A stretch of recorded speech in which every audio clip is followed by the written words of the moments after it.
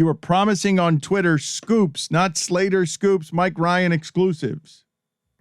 Yeah, Dan, I actually have news that'll excite Miami fans, certain specifics.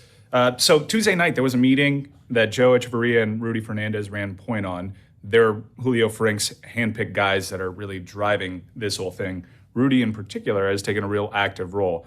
This meeting on Tuesday night actually sent a bunch of people scurrying, wondering if Manny Diaz was going to get fired. That's not what that meeting was about. The meeting was to simply explain to a bunch of senior staff, many of which were oddly confused and blindsided by the dismissal of Blake James, that the excuse Miami has no money no longer holds water. The problem with Blake James was he was working under the assumption that everything was a no, right? So he would have resentment towards an administration that he felt wasn't fully supporting him, but he didn't have the leadership nor the vision nor the guts to really raise hell and get those resources. So let's talk about the scoop and the resources that are coming to the Miami football program. I have it on good authority that Miami is going to pump in an additional $20 to $30 million into the football program. There's a football program that was already top 15 in the nation when it came to resources. So that is a major, major commitment. I think the university understands the need to put some numbers out there because of this notion. Everyone thinks Miami is in a good job because the narrative has gotten out of control. They don't have money. They don't have resources. Look up UHealth. Look up the success of them in the medical sector. They are going to be pumping very serious money into this, which makes things like not only Mario Cristobal possible, but also Lane Kiffin a possibility. Now, a lot of the athletic director, people that are sniffing around this job, have obvious ties to Mario Cristobal. I think one name to really keep an eye on is Jeff Purinton. He's an FSU grad, and I only mention that because FSU will probably have a role to fill there, and he might be a nominee, but he is the athletic director, the associate athletic director over at Alabama. Obvious Mario Cristobal ties there. I'm a little concerned with establishing a precedent that the head coach can kind of put all these people in place. There's a lot of ways this can go sideways. For example, they promised to hire a national firm to do this search. Hasn't happened yet. And there are a lot of people angling. Some people that make me very uncomfortable. When power becomes available anywhere in Miami, whether it's government or anywhere else, the number of people who start crawling toward that power is disconcerting. You got to make sure you get the right ones because a whole lot of shady people start doing that. Look at Samson smiling. Samson knows anytime that power becomes available in Miami, it becomes like a giant deli line of snake oil salesmen that line up outside the Heck Center. The 20 to 30 million, Mike, that makes me smile because are you saying that that's going to make a difference in who becomes the athletic director or the head coach or which players or recruits Can he be done with his reporting before you get in here with your executive opinions, please? To answer David's question, yeah, $30 million in additional annual resources go a long way when it comes to buyouts for the staff and supporting a head coach with a big-time staff. If you're head coaching, if your final candidate is indeed Mario Cristobal and you decide to give him the job, he is going to need a big-time staff. Mario Cristobal, like Lane Kiffin, if something goes sideways in a game, you can rely on Lane Kiffin making an adjustment, being an offensive mastermind. What Mario brings to the table is really recruiting. Mario is a head coaching candidate that obviously needs a lot of resources for this to work, given what his ceiling is and what his background is. So I will say, Dan, that everything that we've said about the University of Miami being clueless and not supporting this football program was kind of true. They really thought that they were doing a great job. It was scrutiny from the national media, in particular what Kirk Herbstreit did, that really started getting the attention of folks. They kind of just learned that this Miami doesn't have money thing was out there, which took them by surprise because Miami does have money. They just didn't have a kick-ass athletic director to start getting that money. And everything is on the table in terms of what they want from this athletic director. Realignment, ACC TV money, no longer following a leaderless ACC. They really want someone to force the issue and make Miami not like a top 15 player, like a top player. that contends for national championships, they finally see that there's a trickle-down effect. When the football program does well, everything else in the university does well. Samson, is that all you were smiling about? The 20 to 30 million? What else? What else do you have here? As a power opening in Miami has become rare. It's rare that these things become available. But if you want to run the University of Miami program, it's available to you specifically, David. You want to throw your hat in the ring? I wouldn't throw my hat in the ring for $20 to $30 million per year, because there's nothing more emasculating or neutering than being the athletic director at the University of Miami. I'm very clear where the athletics. I've spent plenty of time both with Donna Shalala, with Dr. Frank. I understand what you're saying, Mike, and I understand why you're saying what you're saying, but it doesn't make sense. That's not what they talk about at the board level of the university, that putting 20 to 30 million more in will make them a top 4 program, and that's what they want for the trickle down to the other programs.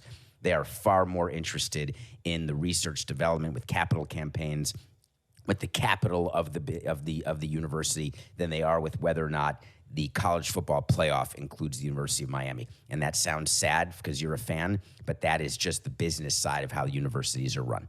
Well, outside of U Health, the Frank era at Miami has kind of been marred by a tremendous backslide, not just in athletics, but also academics. They've kind of been overtaken in certain schools that they were very proud of by schools such as like FIU here within the state. So there is a reevaluation period going on across that administration. And honestly, it begins with the trickle-down economics of the football program being good, Dan. It's funny that you say that, though, Mike, as David, and I don't know where you see this headed, but in the new age of, okay, we're going to pay the players, one of the things that's happened is, holy shit, now the coaching salaries are out of control, because Mel Tucker getting $95 million for 10 years, a 10-year guarantee of $95 million for having a season at Michigan State where he made them relevant. That is crazy money that is now being given out in amateurism,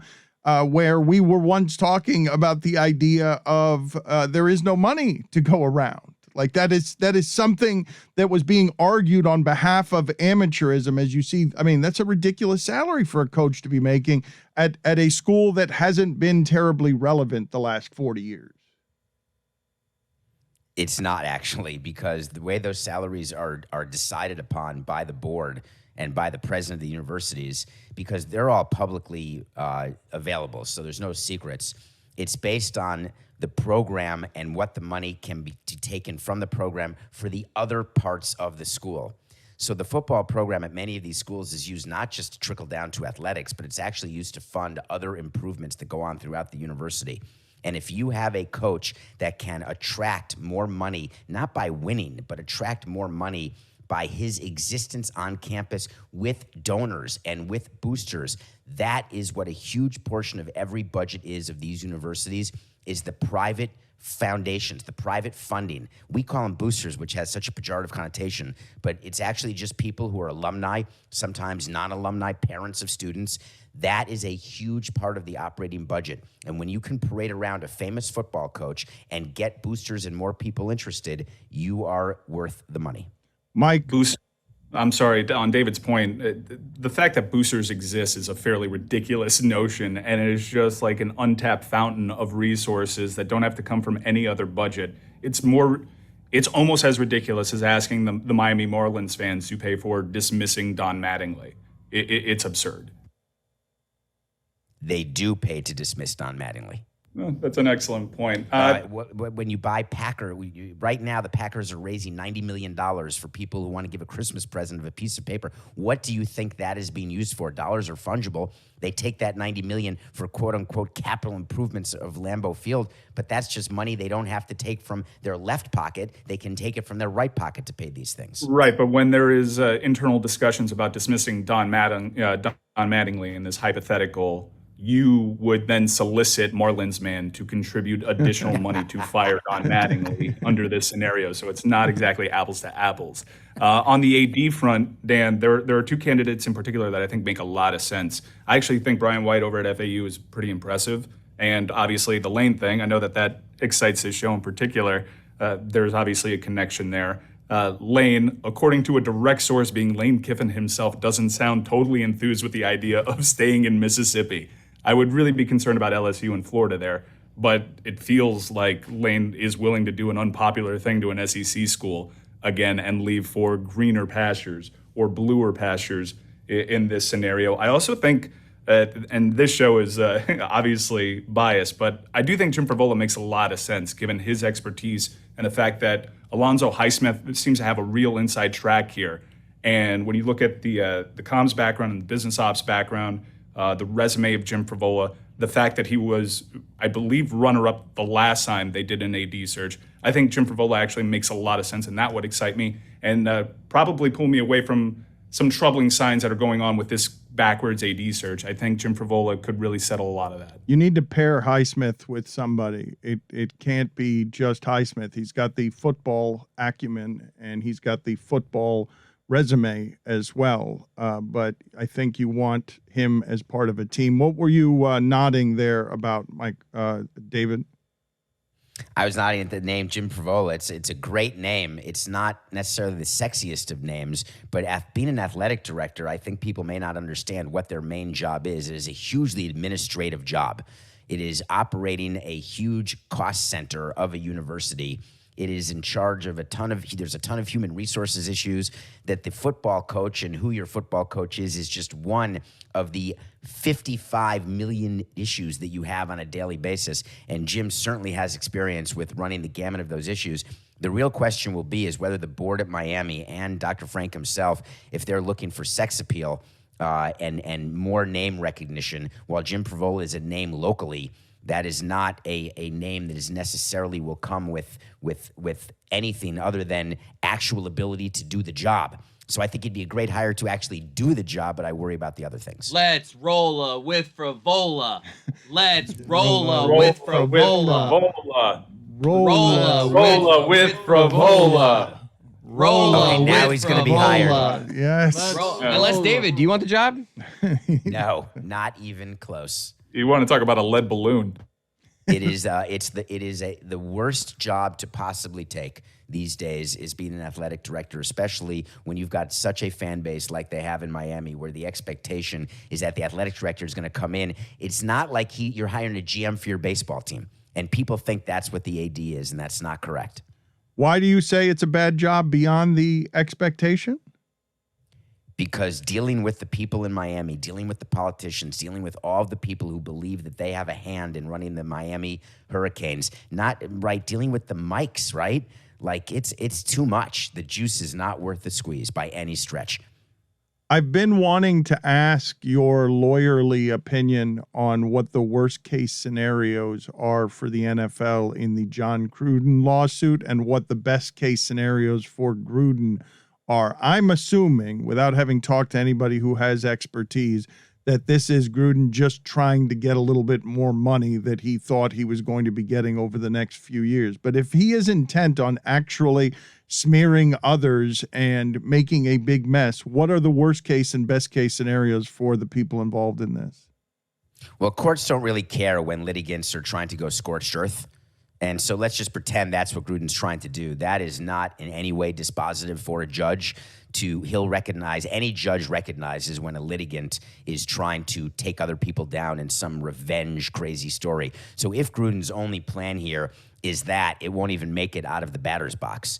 The reason why that Gruden would file a lawsuit is not because he's interested in the 650,000 emails coming out or interested in Jeff Pash or all other people being fired around the NFL or making Roger Goodell resign. The only way that lawsuit actually has legs or merit is when he wants a financial penalty, right? He wants to collect more money because it can only be about money. He won't have specific performance, which is a remedy where you'd get your job back. He's not suing to get his job back. And what I can't believe is that when he separated from the Oakland Raiders, now the Las Vegas Raiders, that he did not have a separation agreement that was executed. A separation agreement, you know this in Meadowlark, you got to do this. When you fire people, they have to sign a separation agreement in order to get their severance.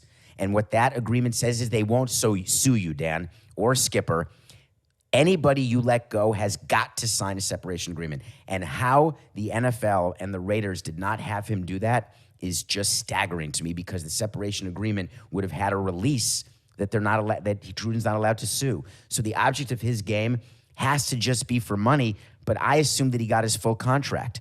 So that's why I don't believe this lawsuit has any legs whatsoever.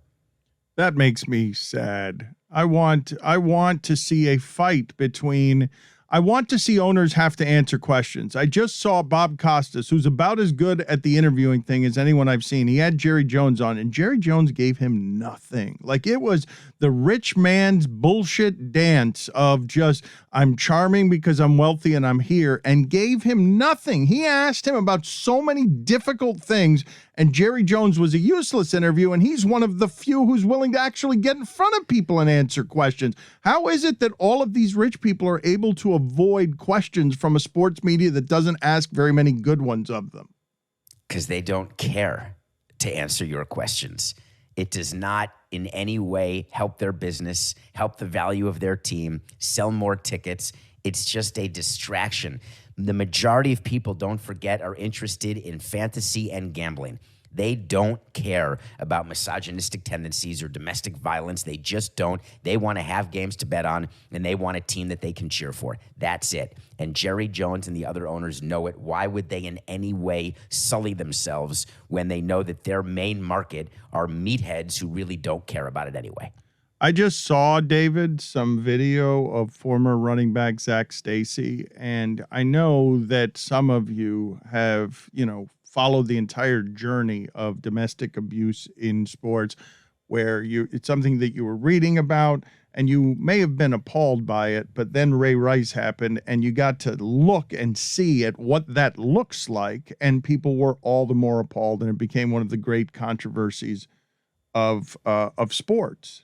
Zach Stacy's video is so much worse, David, and it didn't actually knock out his ex-wife, who was in front of their 5-month-old, but he hit her with 2 punches that were savage and then threw her into a television. So when you and I went from, man, this stinks that Zach Stacy would do something before I saw the video, to bury him under the jail.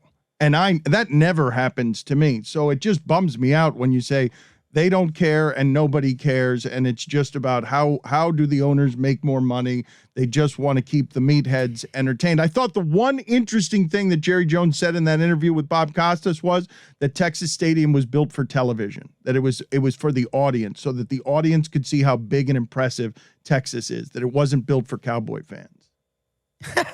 That's so wrong. Jerry Jones, I took a tour of that stadium, and it was like a 4-hour tour, all the ins and outs. And that is an ode to Jerry. The entire stadium was built for him. When you look at what his suite is and how he engages with fans and all the different areas and all of the dig me, look at me, I'm a dig me art pieces, that's all crap art. And when you look at the biggest scoreboard, it was like a penis contest, that whole stadium.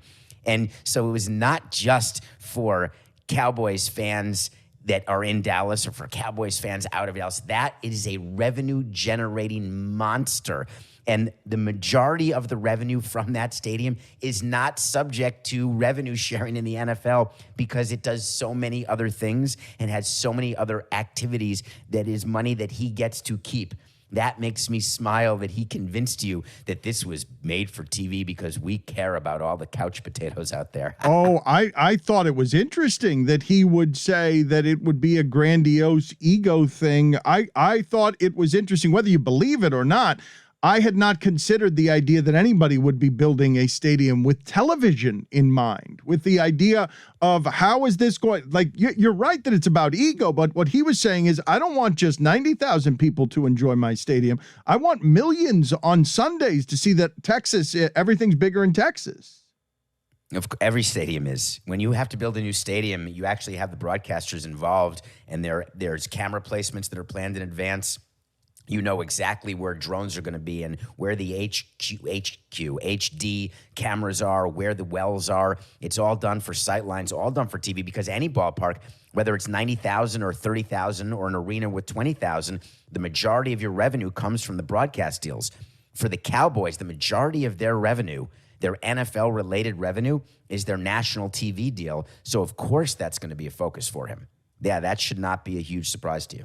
Staples Center decides to become Crypto.com with a deal that has no precedent, I don't believe. 20 years, $700 million for a company that is based in Shanghai. The China stuff is really problematic for the NBA. They do not like that Enes Kanter is out there as the single most unique activist that basketball has, calling out LeBron James and calling out others, demanding freedom everywhere, wearing sneakers to free Tibet and to make Taiwan feel independent. And you find yourself seeing $700 million over 20 years, Crypto.com arena. Some people are attached somehow to the office manager store I've never been in. I've never been in a Staples, so it amuses me that some people are bothered by the idea that it's no longer going to be the Staples Center on Christmas because they've attached themselves to Staples. But what do you make of this deal, David? So first of all, they attach it the way you attach yourself to Joe Robbie, right? It's the first name they knew. It was Staples Center from the beginning. It has nothing to do with the office supply store. But this Crypto.com deal made me smile because unless they're getting $700 million up front, I wouldn't expect that deal will live for the length of the deal. Crypto.com is doing something that reminded me back in Florida, and I've been trying to think of his name, including on Nothing Personal today, and it has escaped me.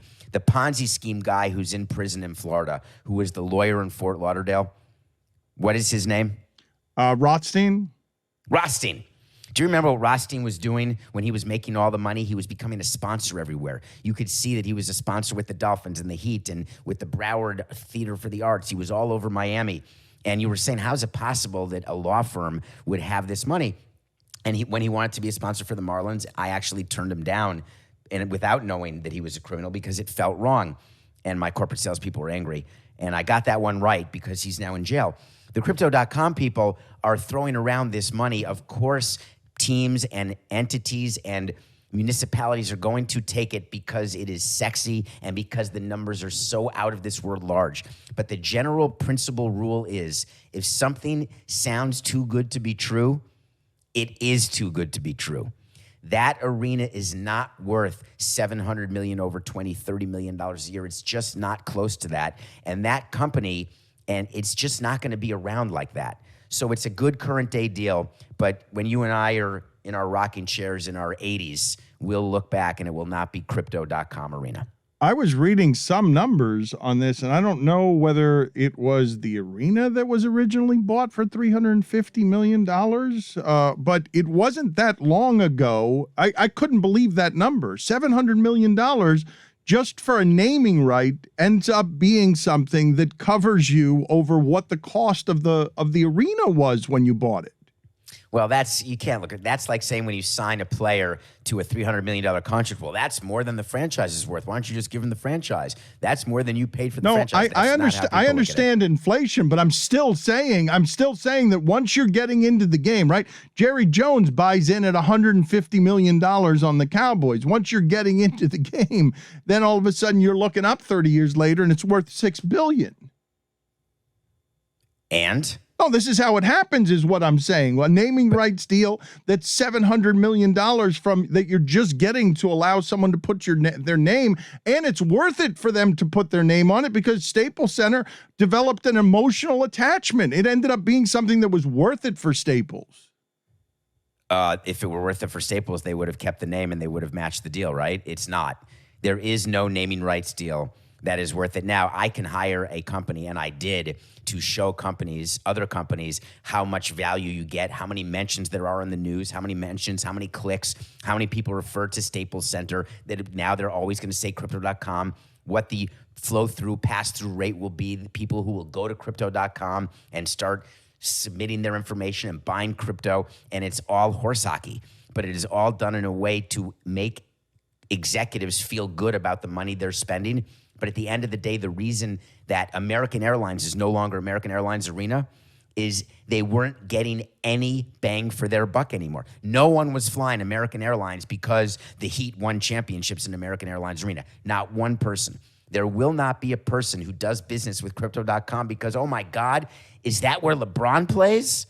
It's not going to work that way, but they're going to discover that. They're getting a great ego hit. They're getting a great increase in their Q rating right now, but that will go away over time, and it'll go away way quickly, more quickly than they think. So why do people keep doing it, and why does the price keep going up? Sex. That's why everything happens, right? Sex and money. Can you imagine you get to go to a party? Yeah, that's my arena. Crypto.com. That's Hell yeah. me. $700 million for sex? By the way, that's a Tuesday for some people. Bezos got an audible groan the other day when he was at a baby-to-baby charity and he only gave $500,000. The people were disappointed that he only gave $500,000. It is so bad to be Bezos, and I have to defend him here. Think about the number of requests. I bring it down to a level of just a baseball team in Miami. We got hundreds of requests a day for memorabilia, for money, for charity, and we're one baseball team in one city. He is the richest man in the world. Every day he gets requests. Could you please stop world hunger? Could you please make sure there's water? Could you make sure there's Wi-Fi around the world? Can you possibly get rid of shingles? And while you're at it, cure COVID. Thank you so much. By the way, where's my freaking package? It said overnight I paid the $30 and then I get running late. This is what the guy has to deal with every single day. It is not an enviable position. There was someone, Charlemagne the God, I don't know if you know that name, is often asked a question about whether it's better to have money or not have money, which is easier. And pretty much says, in no uncertain terms, it's a much more simple life to not have money. I can't believe that you're out here making the argument that is poor Bezos. That's not something you just did. I understand that this is a great inconvenience, that people would audibly groan that you only give $500,000. It's not an inconvenience. I didn't say that. I didn't say it was an inconvenience to him. He could give a crap that people were groaning. I'm saying it's not an enviable position where no matter what you do, you cannot satisfy not just one person, but anybody. The quote that Bezos had that I loved is, yeah, I've made a couple $100 billion, but Amazon is worth $1 trillion, which means someone else has $800 billion somewhere. It's split up amongst a bunch of people, but I've created that amount for the economy, for the world.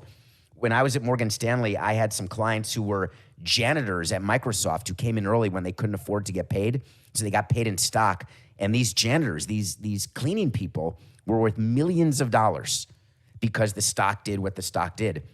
So I've seen wealth created, and Bezos has created a tremendous amount of wealth for a lot of people. How often would you turn down money the way that you said you did with Rothstein? Because I would have assumed that the Marlins weren't doing a whole lot of that.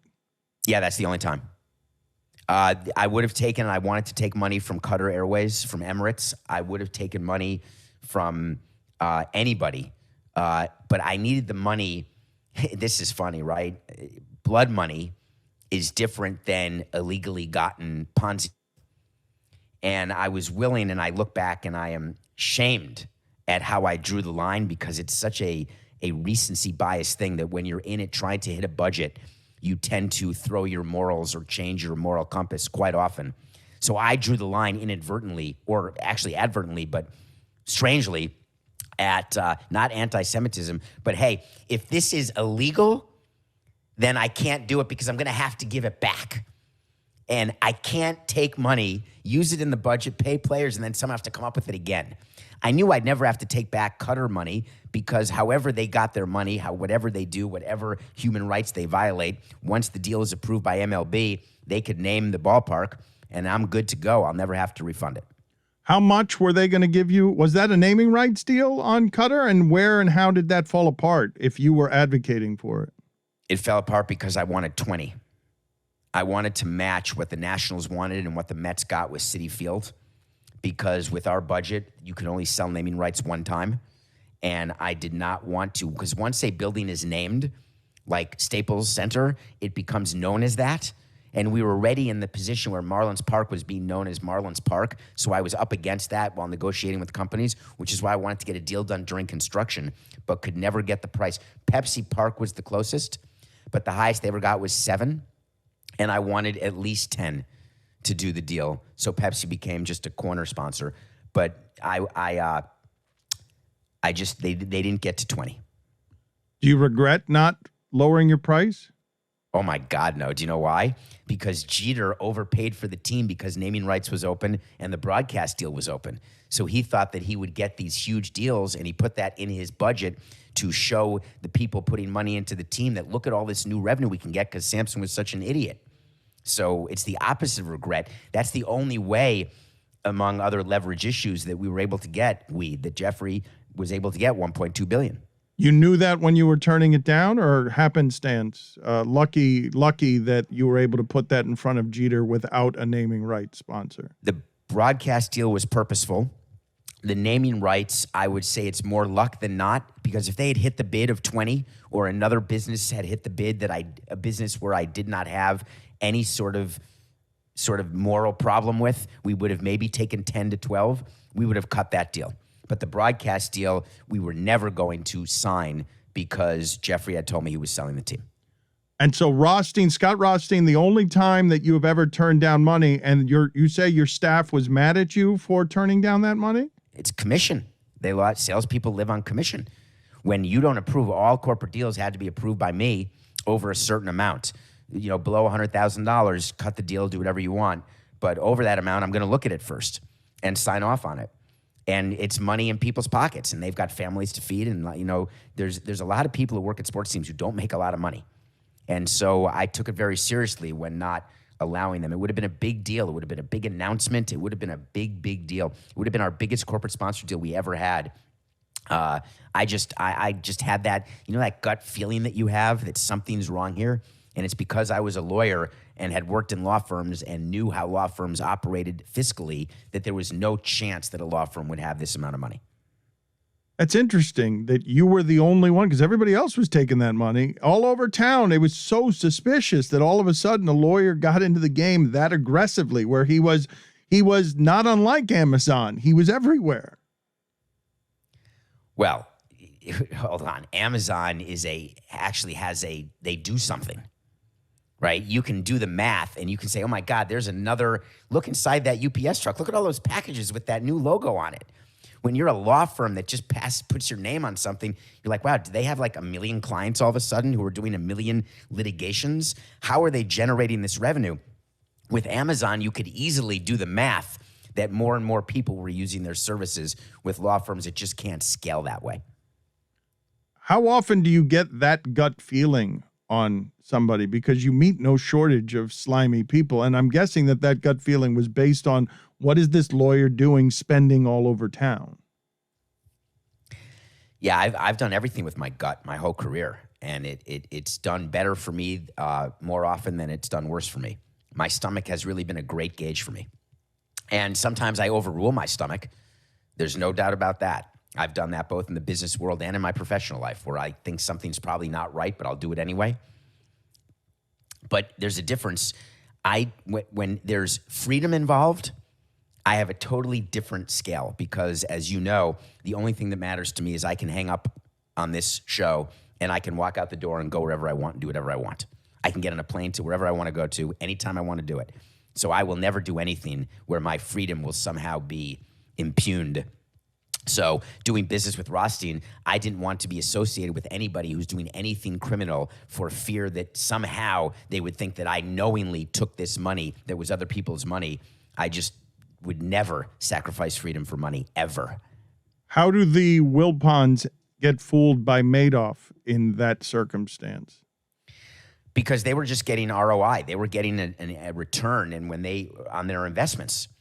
They just said, wow, this is a guy who runs money well. He makes money for us. They did not realize that the money was coming from other people and that the actual investments were not making money. This was a friend of theirs. This was like a grandpa who was really good at what he did. The equivalent in sports is Barry Bonds. Barry Bonds was a great player, no matter a Hall of Fame player. And then he does steroids, and then he becomes greater and starts hitting 70 home runs instead of 40 or 30 and just becomes bigger. He looks different, but you're still thinking to yourself, wow, he's still the great player. He's just a degree greater. That's what the deal was with Madoff. He was always good at running money, but then when his returns became so consistent for so long that even in down years in the market, he was outperforming by never having a down year, but he never returned 40%.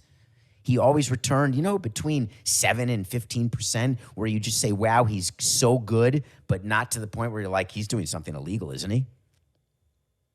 What's the movie you're reviewing for us this week? I want to talk a serious movie called Passing. It's an Academy Award potential nominee with Ruth Negga and Tessa Thompson. And I will admit on this show, I was not aware in the early 1900s of the concept. I had never heard of Passing. And this is because I'm white and privileged, but I had never heard that there were black people who tried to pass as being white people so they could have a easier life back in the early 1900s. Had you heard of that before? No. So it turns out that we're in the minority. Apparently people have heard of that everywhere. And this is a movie written and directed by Rebecca Hall, who is a great actress. She was in The Town. She's been in a bunch of different movies. And this is her first directorial debut. And after Mike and I did a show about Gina Davis and about women in film, I believe we did that, I don't remember when, but I think we did it in previous weeks. Who can remember? I want to support all women directors because they make good films. Passing is a very interesting film. It's a little slow, but it is a very important movie to see because it is a story of two women who are both black, one who embraces being black and lives in Harlem, one who decides to be white and marries a white guy who doesn't know that she's black and just pretends to be white her whole life until the secret somehow gets out. And it is a very subtle, interesting movie that Rebecca Hall struck the perfect tone to open a intellectual conversation about what people have had to go through for now, what's hundreds of years. Is the film black and white? Yes. I had not, this is how white I am. So it did not even occur to me until just now that that was purposefully done. I thought it was sort of a mood piece because it takes place before there were color movies. Wow. Okay. This is live, folks. This is a live show. And we have a chat thing, and Mike just said, I need a minute here. I absolutely missed the entire thing. You don't see color. David Samson does not see color. You okay? I mean, see you later, David. Goodbye. We are live, Amin. We're live. This is the Lakers Bucks post-game show.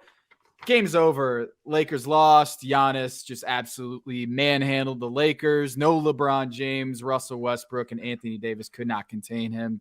Lots going on in the league. That's Amin El Hassan. I'm Tom Haberstroh. You know what I'm wearing tonight, Amin? You know what I'm wearing? hopefully underwear. Yes, I am wearing that. Okay. But I'm also wearing, this is my high school basketball sweatshirt. You still got Staples it, huh? High School. I still got it. I still fit into this bad boy. Oh. See this? It's Is that? Can you see this? Can you see this? I see. Yeah, I see the S and the basketball. Quick question: does that mean you now have to say you're a proud alum of Crypto.com high school? That's why I'm wearing it tonight. I mean, is because Staples is in the news, and I need to rep Staples High School. The Staples Wreckers have to let people know that Staples Center might be dead in Los Angeles, but in our hearts back in Connecticut, Staples High School is very much still alive. We are the OGs. We were before the Staples office supply store. Just want to let you all know. Were you? How old is your high school? At least you don't know. You're just guessing. Yeah, I have no idea. What's Keenan your- Knox in the chat says Staples High basketball. Oh Lord, I want to know where. I'm gonna guess he's a Norwalk Bear. Is what I'm gonna say here. He's a Norwalk Bear. I mean, What do you want to say about this Milwaukee Bucks Los Angeles Lakers game? What's the first thing that jumps off to you? That was an ugly game. That was not a well played game of basketball. I mean, there were moments in there that were well done, but for the most part, there's a lot of bad decision making on both ends. The Bucks were throwing the ball away, just ridiculous turnovers. Meanwhile, the Lakers, I mean, someone's going to have a conversation with Russell Westbrook about shot selection at some point, right? Like he's finally in a situation. He is who he is. I mean, he is who he is. But it's got to be like we got to be somewhere where, hey man, you don't get to just shoot whatever you want anymore, right? Like those days must be over. No, I mean, his slogan is "Why not?" That's his mantra. You're not changing Mountain Dew, Russell Westbrook, wear whatever that. Can we swear on this show? Whatever the fuck he wants. You're not changing Russell Westbrook. Look, he had some moments. He was looking for his teammates. He's had some moments where it was just like they were begging him to take those jumpers. The Milwaukee Bucks defense were standing back, right? They were very much begging him to take those 3-pointers, and he was just obliging. He's like, I'm going to take these wide open 3-pointers and just brick them. And that's Russell Westbrook at this stage of his career. I think, he's 7 for 16 tonight, 2 of 5 from downtown, 15 assists, and that's a 19 good game. points overall. That's like a good game at this stage of his career. That's like a good Russell Westbrook game. And still, it just felt like they were baiting him into a lot of those jumpers, and he obliged. They are masters at baiting, aren't they? Yes. Some might call them expert baiters. Yeah, expert baiters. Let's leave it there. But I was picking that one up a little too late, and I was like, "Oh, he's going there!" Yes, yes. It is 10 o'clock here on the East Coast, and we are gonna drop those 6th grade jokes on the air. Giannis Antetokounmpo, 47 points, 9 rebounds, 3 assists. Think about it. This is the Milwaukee Bucks' 9th straight game in a different city. They have not played in the same city or at home for 2 consecutive nights. So this is a very long road trip for them, even though they're at home. I consider that first game back still a road game because you're still you haven't like unpacked your bags, right? Yep. It's facts, like that. There's the 2 games they tell you to watch out for are the getaway game, right? Because we're about to go on a trip. Sometimes after a homestand, guys get kind of little aspirational looking forward, especially the other trap game is, are you about to the last game? No, yawn. The last game before All-Star break. That's another one that's a total trap game because everyone's thinking about their vacation that they're about to go on. And then the other trap game is the first game back after a long road trip because you're tired and you really haven't kind of assimilated being back home. So absolutely, this was a trap game for the Bucks, but instead they sprung the trap on the damn what it calls the Los Angeles Lakers. They're the old guy in the meme saying, "Call an ambulance! Call an ambulance!" I have no idea what meme that is, but I'm gonna agree. Oh, come on, you don't know that one? It's the old man who's by his car, and he says, "Someone call 911." He's being like assaulted by some dude, and then he pulls out like a knife or a gun, and he says, "But not for me." That's what the Bucks did tonight. Is everyone was thinking, "Hey, the Bucks are, after this long road trip, Chris Middleton's come on his way back, his first game in 18 days. I think he missed 9 days." Or 9 games, 18 days off from COVID. He said he felt sick for 2 days, his first game back. He didn't look super good. He needed to warm up. And then he had a couple big shots in the second half. But really the story is Giannis Antetokounmpo just did everything he wanted. And this is where you get into the question of the Lakers going small-ish with Anthony Davis at the 5. He couldn't stop Giannis. Like they couldn't foul him because Giannis is just going straight at the rim. And Anthony Davis doesn't have the ability to just foul him or try to pick up 2 early hard fouls just so that he doesn't have that reckless abandon going back to the rim, because DeAndre Jordan's not out there to give those fouls. Dwight Howard's not out there to give those fouls. And so that's kind of one of those drawbacks of having Anthony Davis play the 5 against Giannis, is he's just going to have to guard him. And he got worked. And, Giannis had a couple threes, but when Antetokounmpo's doing that, I mean, like Giannis looked feeble. I mean, Anthony Davis looked feeble out there. Like he looked like he couldn't do anything to that dude. No, he couldn't. And not only could he not do anything to him as far as defending him, he couldn't even make him pay on the other end. And I think that's the bigger issue. It's like, all right, you couldn't stop Giannis. Fair enough. Not many people can. Like I can't use that as my metric as to whether you played well or not. But what I can say is, did you stop him? I mean, did you draw fouls? Yeah. Did you make him pay? He went to the free throw line 0 times. 0 times. Yeah, you could even get one of those touch fouls when the team's in the penalty. That's the issue. 15 shots of them. Let's see, 1, 2, 3, 4, 5, 6, 7, 8, 9, 10 outside the paint.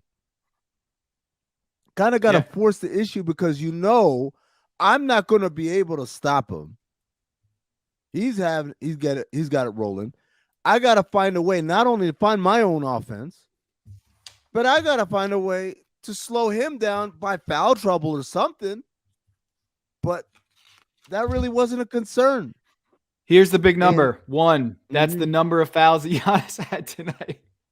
Giannis had 1 foul the entire night. Anthony Davis was not pressuring him. And that's what you got to do. You got to make Giannis fatigued. And he looked a lot of the time tonight fatigued, but he kept going. And this is why I love Giannis Antetokounmpo. Reason why I love Giannis Antetokounmpo is a dude who just keeps going. There's a great story today. This week, GQ chose Giannis Antetokounmpo as the athlete of the year. Zach Barron wrote a great feature just talking about how Giannis learned from his parents to not show pain, not feel pain, and this idea of just persevering under adversity and just going. Hey, my guy. What's up? Mo Dakhil. What's happening, my dude? Oh, not so much, man. Keep going. You were talking about Giannis persevering and everything, and I just popped in. I was just going on about Giannis Antetokounmpo persevering at all times and just always pushing, going. And he learned that from his parents. And I thought it was a really, really cool story. Amin, I don't know if you got a chance to read the GQ story or not. I skimmed through it, but because a lot of the stuff, by the way, that they kind of touched on was stuff that was in the book, the Mir and Fader book. So I was like, as I'm looking through, I was like, yeah, I know that. I saw that, I read that. So I was just trying to get to the stuff that I didn't know about before I, committed to actually doing the deep dive read on it. One last thing on Anthony Davis, by the way, Tom and Mo. I'll open up to Mo as well. Right.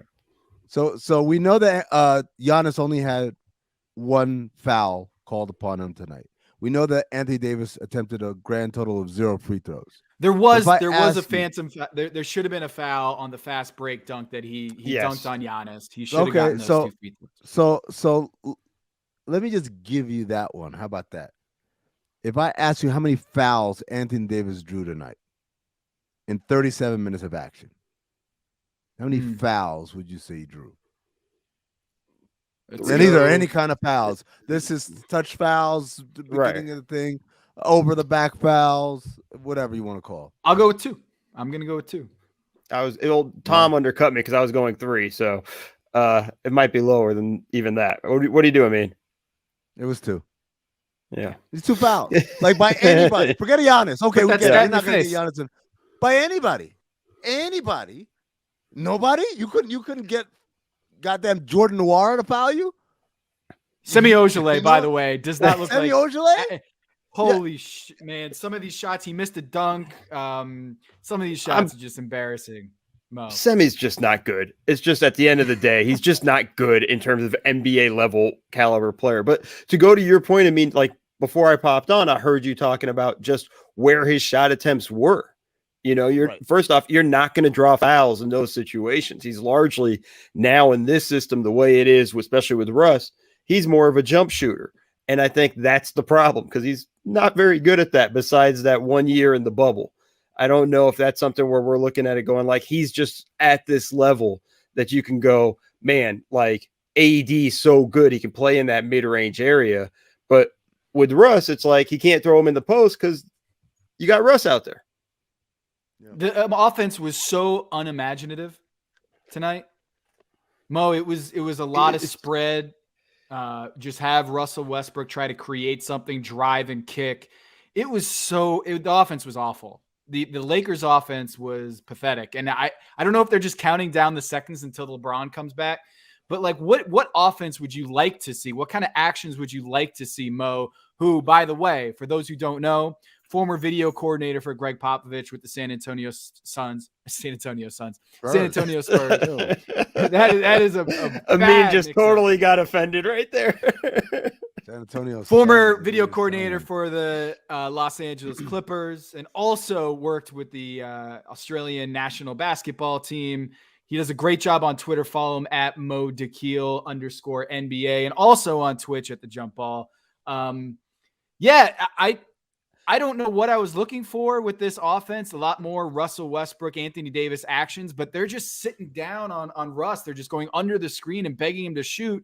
And yet it just felt like this offense was just awful. Yeah, there's a couple of things I'd like to see him do. There's one thing they did in this game, I think at one point they got them a couple of threes, one to Carmelo, one to THT, was use Russ as a post player a little bit more, right? Putting him in the post. He had Grayson Allen on him a few times. Perfect situation right there. Like they're going to send help. They're going to dig in those opportunities and Russ can pass out of the post there. And this is without LeBron there. I think, when LeBron's not on the court, you got to kind of just spread it out and hope it works, that Russ can put pressure on the rim and things like that and get downhill because they're going to go under. But it's on Russ to go with it, go off these screens with pace, and really look to attack. Like a lot of times he comes on and he's almost surveying and things like that. And that's where it's kind of silly. That was exactly what I was going to say is that they don't.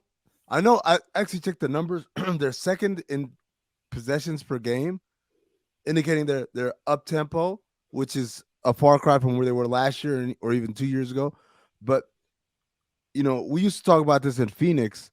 It's not about like, oh, everything's a fast break. It's about even in our half court sets, everything is fast, and they don't play fast in their half court sets. They come down and it's a lot of, okay, the defense is set. And so setting screens and doing all that stuff doesn't help them. It doesn't give them the advantage. Like they need to be coming down with pace into a drag screen, and then everything is kind of already moving. Not like that, like you said, he holds it, he surveys, he comes off the screen, they go under and say, ooh, this is an invitation for me to shoot. Right. Which is a disaster. Yeah. Yo, you know who looked great tonight? You know who looked great? Who? THT. Giannis? Oh. Taylor Horton-Tucker, man, looked phenomenal. He can get to the rim. He's got such long arms. The only problem that I can see with Taylor Horton-Tucker is that he's 20 years old with a 50-year-old hairline. Have you seen his hairline? Should you really be talking about hair, though, Tom? I'm allowed to talk about this because you don't have any, Experts. That's how. What, you thought he was born like that? He once had an illustrious, thick mop of hair. You should see his Shouts to Staples photos. High. Shouts to Staples High. Yeah, they used to call me the Last Samurai because of the Tom Cruise movie that had just come out at the time. And I had long hair and a headband. I was kind of grizzly with his beard. And I don't know, maybe it was the Tom Cruise thing or Tom Haberstroh, but it was I was known as the Last Samurai. Anyway, yeah, Taylor Horton-Tucker's awesome. He was awesome tonight. He's 20 years old. I just think he's probably going to be traded at the deadline because they're going to try to figure out a way to put more talent around another star around LeBron James at this point in his career. I don't know, man. He's a special young player in this league. Yeah, It was special. Oh, go ahead. no, go. No, you got too excited. No. Go ahead. No. You go. I mean, no. You're the guest. you No, came let's in do with this the for the rest clap. of the That means show. it's a big one. Let's go. We should do this. Just keep going. I insist. Back and forth. Put it back in the blender. No, I'm not ready yet. Go ahead. No, the one thing about him is like, because I like everything that he's doing, but he needs to still be that consistent 3-point shooter. Now, he went 3 for 6 from 3 tonight. He made his first 2. Then after that, went 1 for 4. And the big one was there was a play where AD had it on the one side of the court, whiffs it to him in the corner for a 3, and this would have been a huge shot for him and for the Lakers. He ends up missing it. And to me, it's like, if this is the shot he needs to make in these moments for me to really start believing that THT is a guy that's really going to help them this season. He might help them down the road because, again, you said he's 20 years old and everything like that. But for this season, which is their goal to win the championship, he's got to hit that shot in those moments for me to start really believing in him. Yo, shout out to user lavish_eagle who said, I saw a meme comparing THT to Mike Wazowski from Monsters Inc. And I've never thought of him as anything other than a cartoon character since. And you know what? That's pretty spot on, man. If you don't know, Mike Wazowski is the green monster with one big eye and just skinny arms and skinny legs. Oh, no. Just a circle. Not bad. Not bad at all. That's a good one. Wow. Yo, back to this GQ story, though. I mean, what we did learn is that he's a big crier, Giannis Antetokounmpo. He is now. Crier. He is now, is what he's saying. He hasn't always been a crier, right? Yeah, he didn't know this until he had kids, and when his partner was giving birth, he just like burst out crying. And in the story, they were talking about how like he thought that was just, that's my first kid. That's my first kid. Got the emotions out. Not going to happen for the second kid. Second kid comes and he's crying like a baby again. And apparently the Milwaukee Bucks sports psychologist has been working with Giannis to get more in touch with his feelings and letting all those emotions out. And he apparently, the sports psychologist, apparently is working with Giannis on trying to basically cry more. Is that's going to help him just get better as a person, get better as a player. I mean, you've been around the Suns. Let me ask you first of all, before you ask me this question. Did you cry for the birth of either of your kids? Yes. First one, yeah. Second one, no. Okay, actually, Molly, if you're listening, I cried for that's it. It's over. Damn it! That was a trap. I love the idea that like 15 years in the future, Molly's like, I wonder what my dad was doing on November 17, 2021. Oh, he was on YouTube. Ooh, that was back when they let anyone on. Okay. And then that's going to cost Tom $10,000 in therapy. Yeah. 20 minutes in, though. 20 minutes in, it's going to cost him. Yeah. Like, he had to sit through all that shit, including me throwing the ball to you and you throwing it back to me, Mo. I thought that part was great. Yeah. She kept rewinding it, so it's actually more than 20 minutes. No, I cried the first one, and I didn't expect to cry. I was like, the whole time, I'm like, okay, here we go. And then the child came out. I was like, oh, great. The child's toes, fingers, everything great. And they handed me the child. And when I held the child, that's when I started crying. Like, because it was just like, oh, my God, everything in my life has been a lie up until this point, right?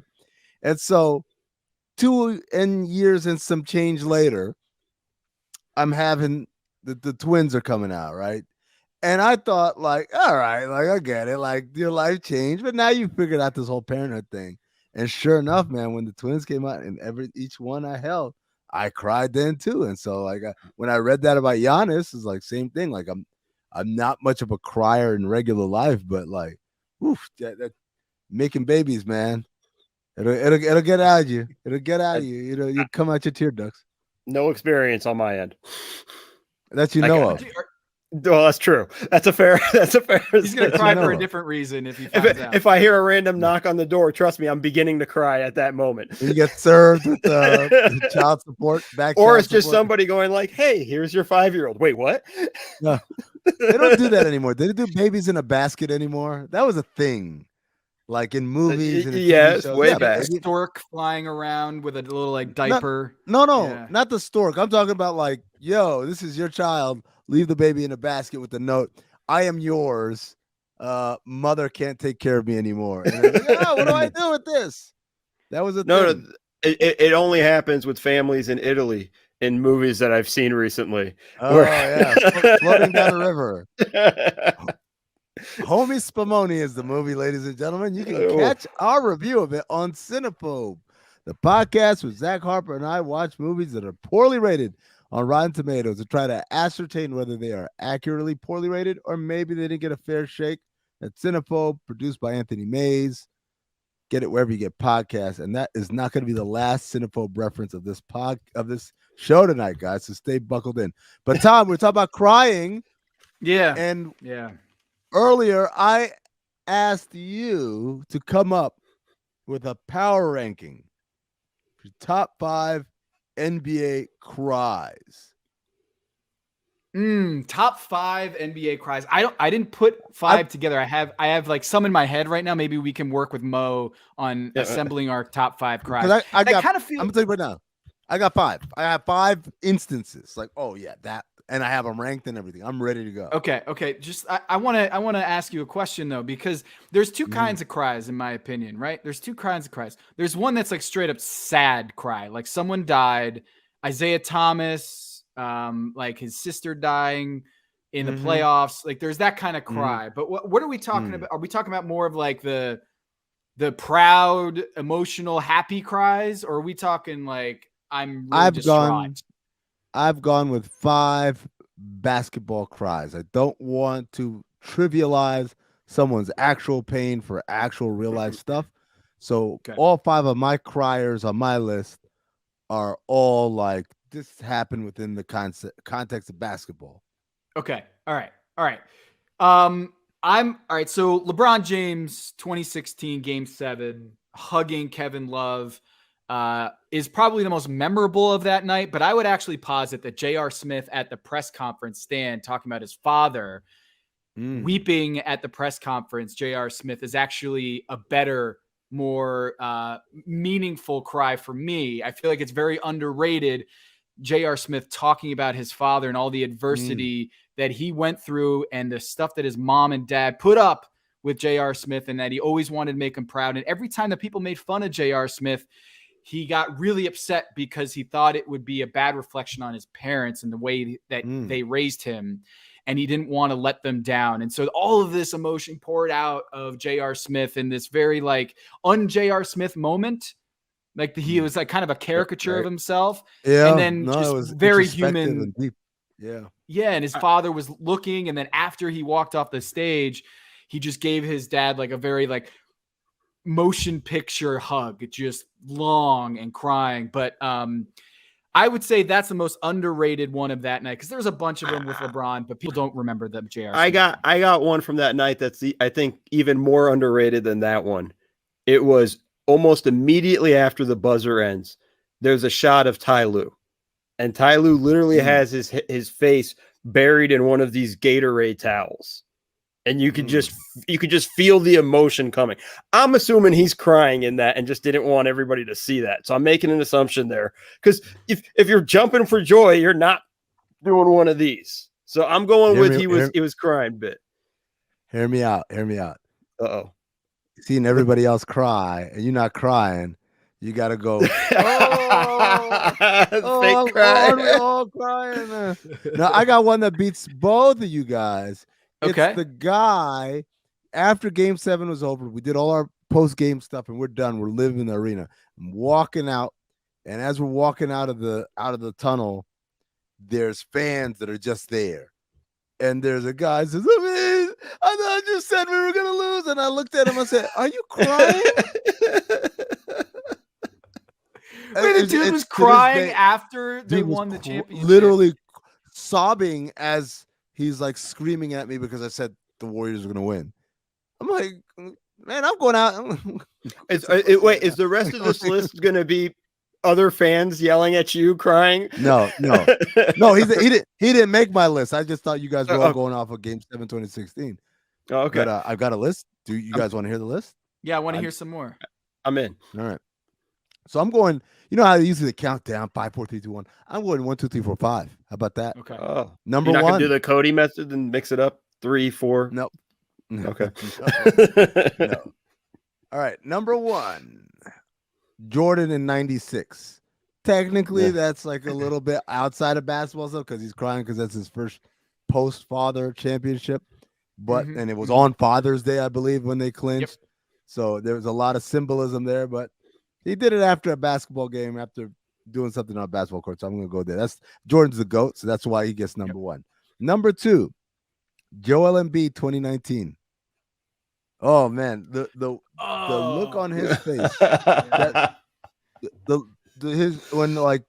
When you cannot turn the frown upside down, that's a hard cry, man. Number 3, Chris Bosh. And to be perfectly honest, I don't remember whether it was 2011 because they lost or 2012 because they won. But there's an ugly cry, Chris Bosh. Yeah, ugly cry, Chris Bosh there.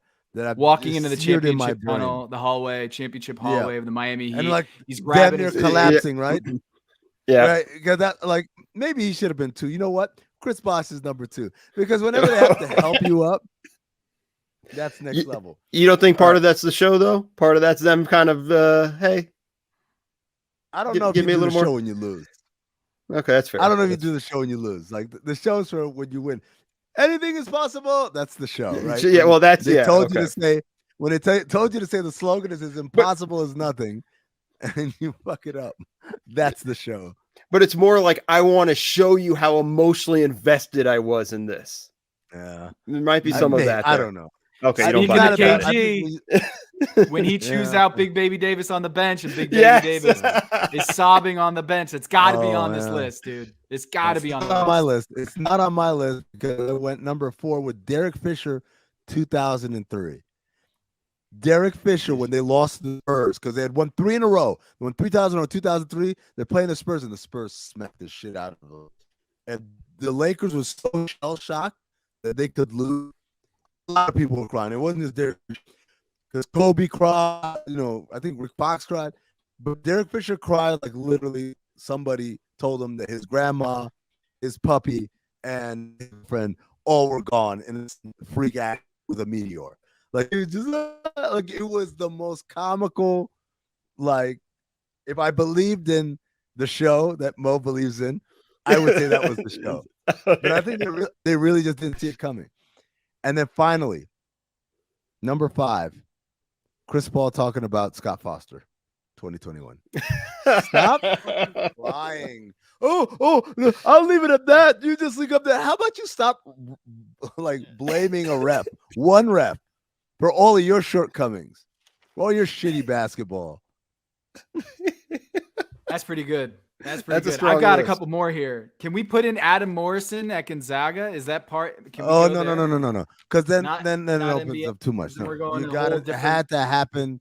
Yeah, it had to happen when you are in the NBA. How about this?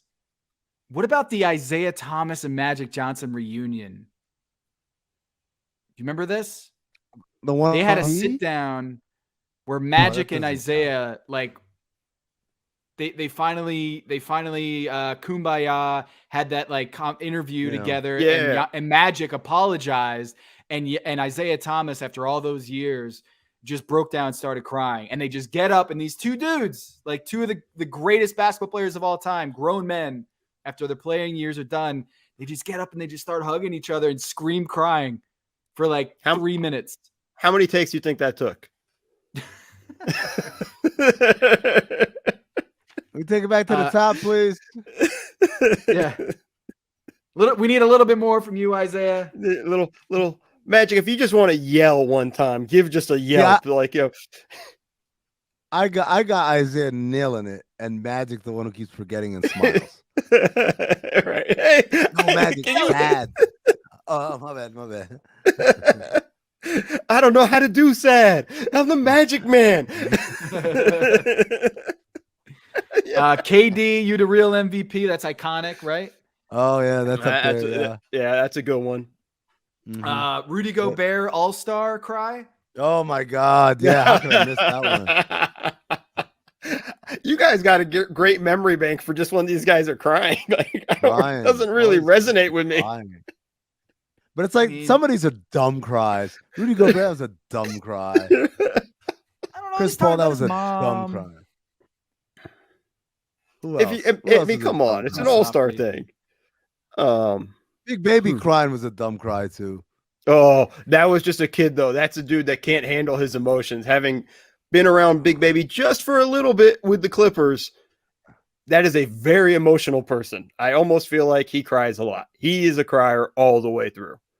Like up high roller coaster, just emotional. Oh yeah, just up and down. It is a wild ride with Big Baby. And a few stories I probably can't tell in public, but you know, he's a very emotional person, and we'll just leave it at that. Okay, you're fired, Mel. Okay, well, see you guys. It was nice. I mean, so top 5. All right, I agree with you with MJ at number 1. Number 2, I'm going to go with KD.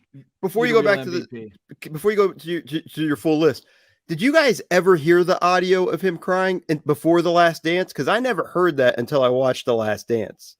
I always saw the picture and stuff. When you heard the audio, it's like, wow, that got me when I was watching it during the pandemic. Oh, did you cry? Are you a crier, Bo? Oh, 100% crier. Oh no, I'm soft. Man. There's no question about that. I can't believe. Yeah, Tommy Boy. When spoiler alert, Tommy Boy when Brian Denny he has his collapse and he's walking down. Chris Farley's walking down with the bagpipes going. Waterworks. Oh, it is so sad. Just thinking about it. Y'all tripping for real. You cried. All right. Here's what we're gonna do now. Right here. Ready? Mm-hmm. Everybody, I'm gonna play this on my phone. Here we go.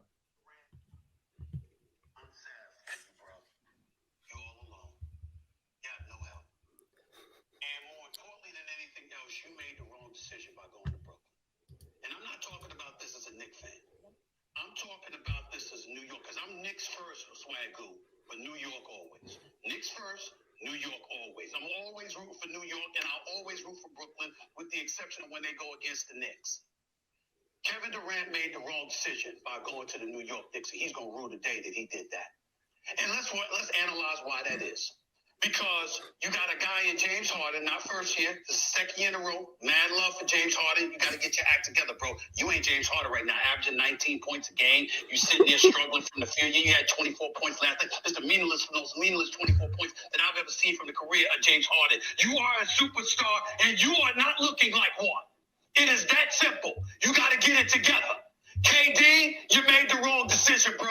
And here's why. Because you trusted Kyrie. Kyrie Irving betrayed you. Flat out betrayed you. Left you hanging. And while you sitting up there getting your ass kicked last night, all right? Damn. Steph Curry sitting there shimmying and joking around, laughing on the court. They were cheering for Steph Curry in Brooklyn. From opening tap, they were chanting MVP in the Barclays Center, and it wasn't for the dude averaging 28.9 points a game for the Brooklyn Nets. It was for Steph Curry. And then you juxtapose Steph Curry compared to Kyrie Irving, and what do you have? You got Kyrie Irving, who is a showstopper. Kyrie Irving, who is a superstar talent. He is box office and can't be trusted. I actually hope Kyrie Irving gets cut. I mean, this is a disgrace. To sit up there and watch this team last night look like straight garbage. And every respectable team that you go against, you lost to Chicago by double digits. You got spanked last night by Golden State by double digits. You lost to the Charlotte Hornets by double digits. You got spanked on opening night by double digits against Milwaukee. Every respectable team you go up against waxes y'all behind. And why? Because KD don't have no help. You left there all alone. You ain't got a culture.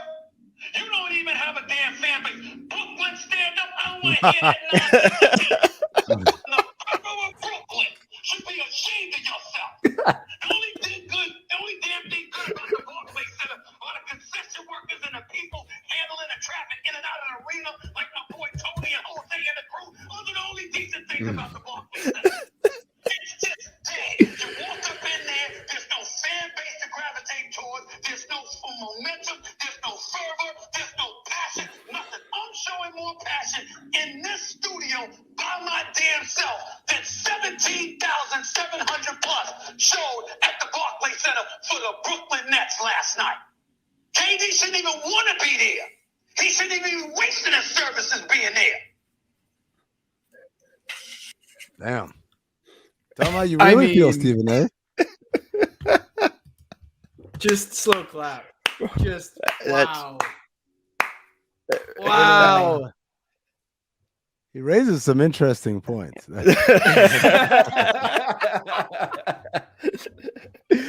What's your favorite part of that rant, Amin? What's your favorite bit in that 3 minutes of Mozart sports easily. talk, first take, Stephen A. Smith?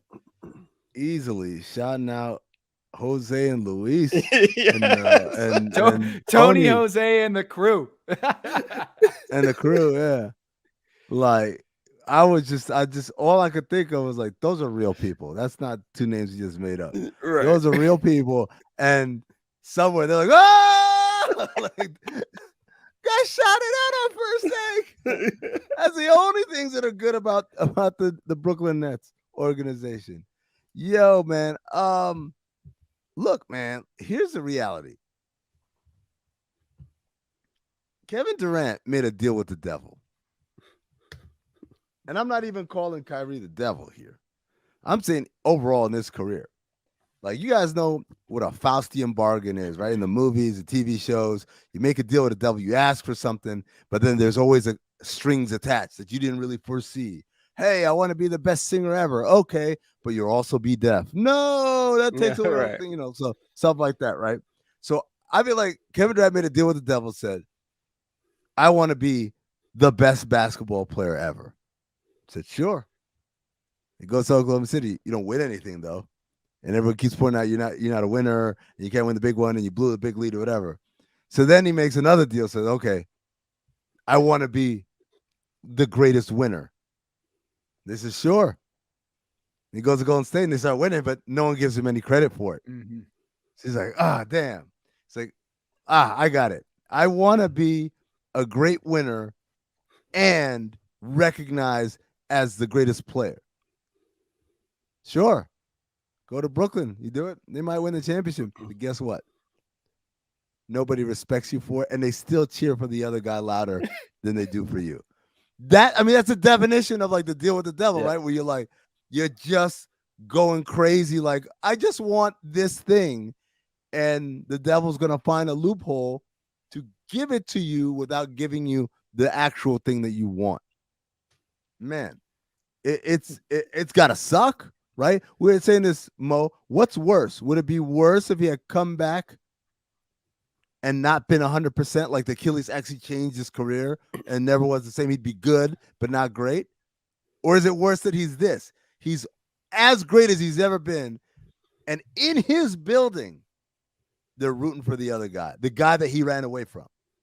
Oh, no. I mean, what's currently happening right now is worse. We'll see how the story ends at the end of the year. But I'm with you. And like, at least if he comes back and he's not fully healthy or everything, we can just say like, man, could you just imagine what KD would have been like, you know, if we got his prime years and, you know, the legend of KD grows to another route where it's just sort of mythical, where we're looking at it going like, if we only got to see him, you know, in Brooklyn, you know, at the way he was in Golden State, would be a whole different team. They would have won so many championships, all of the hypotheticals we could have thrown at it. But no, now there's no excuse. There's nothing you can turn to in that. You can't go like this. And his shoulders had to slump at least spiritually inside when they started chanting the MVP for Curry. Because he's like, I left them to get out of this. Right? That's why I left. It could have been any other player. If it was Giannis, it was like, whatever. You know, He could accept it, but like that dude, Right. It's that's just got to burn in his heart one way. I mean, I felt bad for him, and I don't have a lot of empathy in life. So in general, like I felt bad for him, and I felt like that was a rough little deal for him. I think it's just, well, yeah, it's true. It's a little bit of it's an oxymoron kind of deal. But like, isn't that kind of interesting too? Is that Klay Thompson isn't even on the Warriors right now? Like, if KD was making an assessment, and if you read The Victory Machine by Ethan Sherwood Strauss, KD had his mind up that he was out of there well before the finals injury, the Achilles injury. But if he's making an assessment like, man, it's going to take me a year to get back to full health, and then you got Klay Thompson who tore his ACL, like that Warriors team that we played with and won titles with, like that's gone. That's in the rearview mirror. Klay Thompson. What happened last night was not even with Klay. It was with a bunch of like 18-year-olds, Draymond Green, Otto Porter Jr., and Steph Curry, and they still waxed him. Wiggins gave him the business last night. That's the thing. Like, when Andrew Wiggins is looking like that, and again, knowing that's not Andrew Wiggins having career night. Some of it is, but what it is it's the offense that you didn't want to play in. That's why they run that offense. Right. So those guys can do those things. And that's on a night where Jordan Poole and Otto Porter were both awful. Couldn't hit the broadside of a barn, right? But that's why you run that offense, is that so all these guys get to live and eat. But my man wanted to be the reason. He wanted to have the ball in his hands and all, and he's got it. He's got it, and I think they're good. I think they should feel confident and comfortable with where they are in the Eastern Conference. But also, yeah, man, you'll never be better than that. Mo, I got the sense with your comment earlier that you feel like Brooklyn's gonna right the ship and that they might be winning this whole thing after all. I don't know if they'll win the whole thing, but I think they're going to right the ship. I think there's just too much talent. You're seeing flashes from James Harden from time to time, even in this game. Like he's looking like he's having moments where he can get by guys, a few possessions now. Now, a few weeks ago, he couldn't get by me basically, and now he's at the point where he's beginning to blow by some guys and good guys. Like he had some opportunities where he's getting past Gary Payton the second and things like that, like solid defenders. He had to step back three there in the third quarter, things like that. Like there were some positive flashes there. I think he's going to start to slowly get back to where he's at. I'm not closing the door on Kyrie. I still feel like at some point he's going to kind of reappear. And then the other thing too, I just kind of want to flip it on the Golden State side, because everybody always talks about, well, Klay's not there and wait till Klay comes back. Yo, we have no idea what Klay is going to look like when he comes back. He hasn't played in 2 years. He's coming off an ACL and then an Achilles. And the thing about it was, as good as KD looked like last season coming back from the Achilles, that was an anomaly. Normally guys don't look that good coming back from the Achilles. And KD wasn't even on the court a bunch still, right? He still had a whole bunch of nagging injuries, and all of that comes from the Achilles. Like I have a lot of, I'm in on this Warriors team, but I have a lot of questions once Klay comes back, because I want to see what he looks like as this thing's going. Like everybody's awarding it to the Warriors right now, and they're playing great. They're on a whole other level, but you have that. And then these supporting cast guys, like, I don't know if they're going to really deliver all the way through. We haven't seen Jordan Poole deliver for an entire season. We're excited for him. I'm excited for him. Haven't seen that. Otto Porter Jr., I mean, it'd be nice if he could stay healthy for an entire season. Nemanja Bjelica is up and down, and it's not consistent. Like, we're banking on a lot of role players for the Warriors that have never really done it. So I'm just kind of slowing down on, let's just give the Warriors the championship now.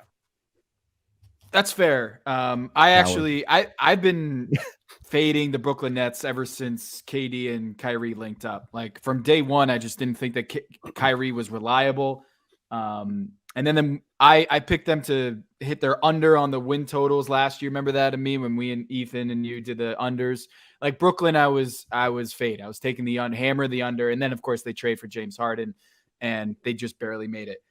I just think that when you look at the culture of that team and Stephen A, not to go all Stephen A on it, but there isn't that defensive grinded out culture. They don't have the pieces to be that defensive minded team. I just worry about their defense.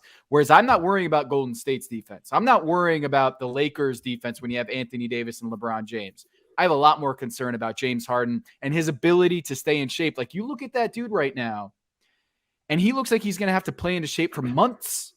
Like, he's a guy who was questionable whether he was keeping his body in top shape throughout his career in Houston. And now it just seems like it's catching up to him. And we're going to keep saying this is like that hamstring. He's not in shape. He's not in shape. And I just wonder if they're ever going to see Kyrie, Harden, and KD on the same floor. No, that's a fair analysis there of the situation for the Nets. And I wasn't in on them last year. I thought this year they'd have a better chance. Obviously, that was pre-Kyrie doing everything that he's doing right now.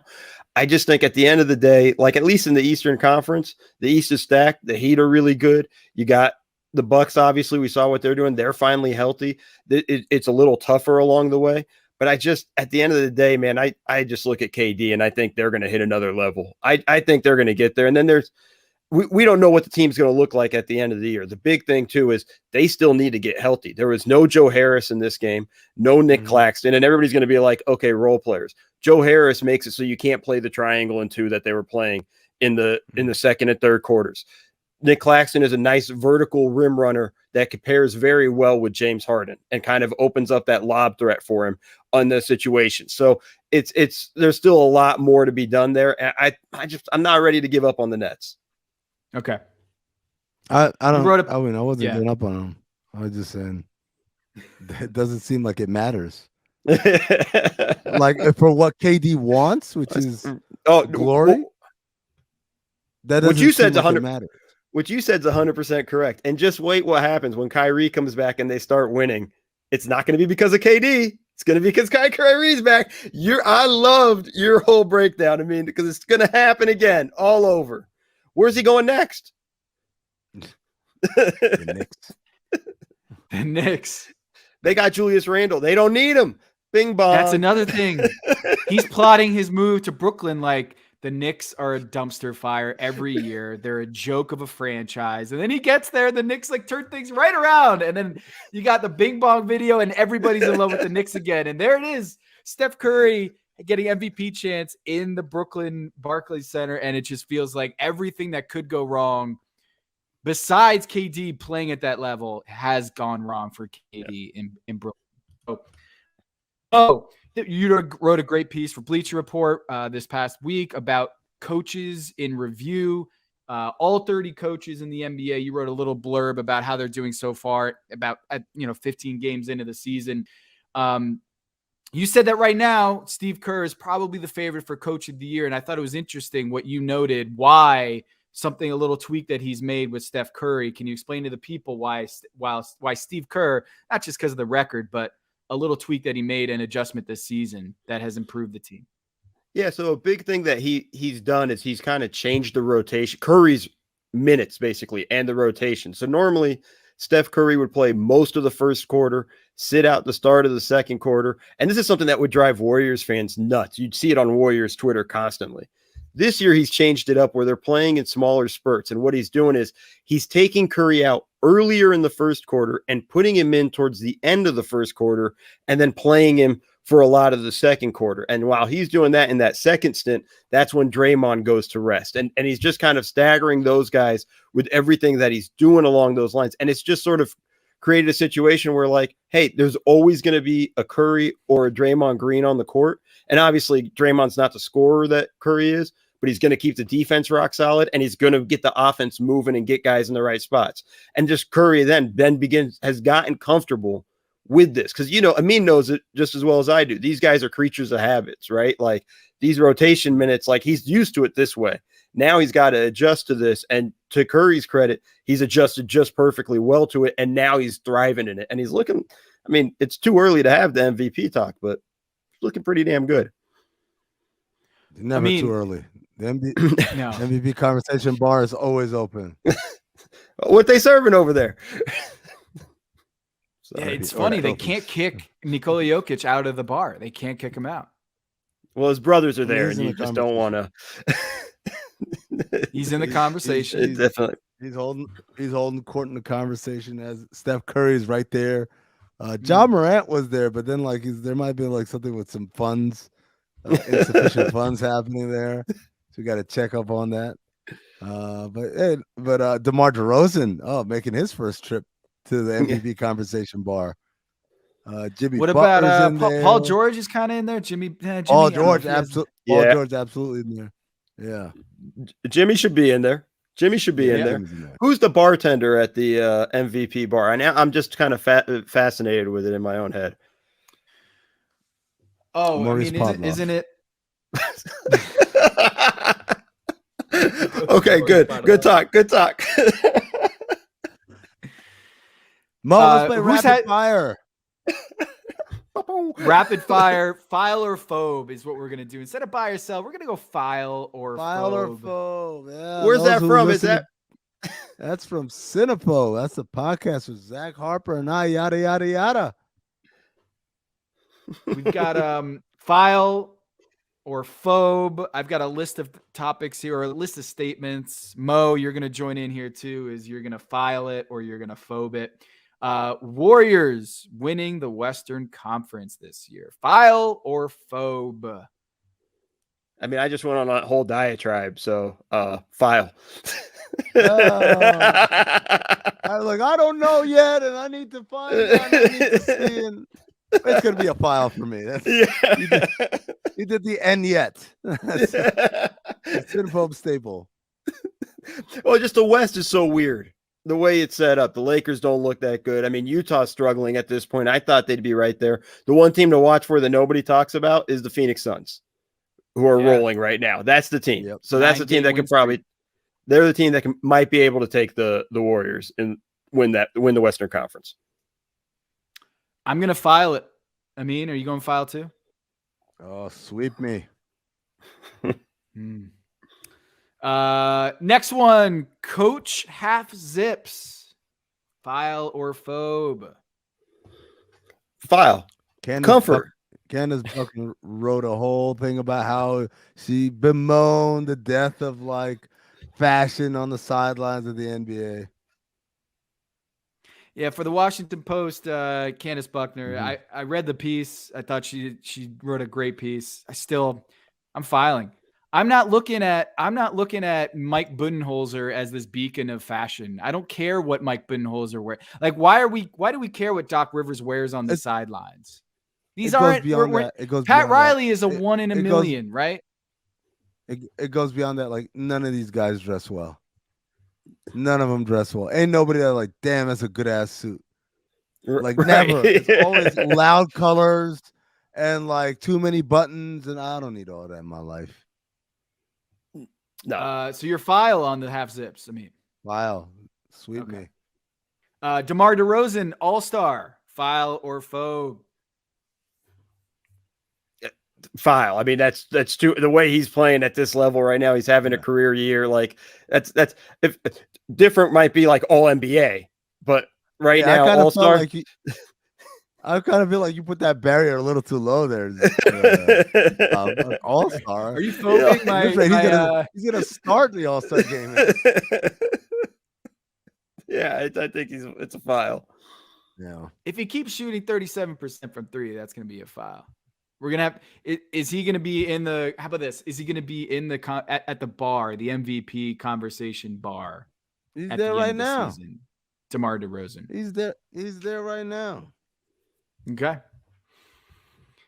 Zion plays before Christmas. File or phobe? Oh. Again, why are we putting these very low barriers?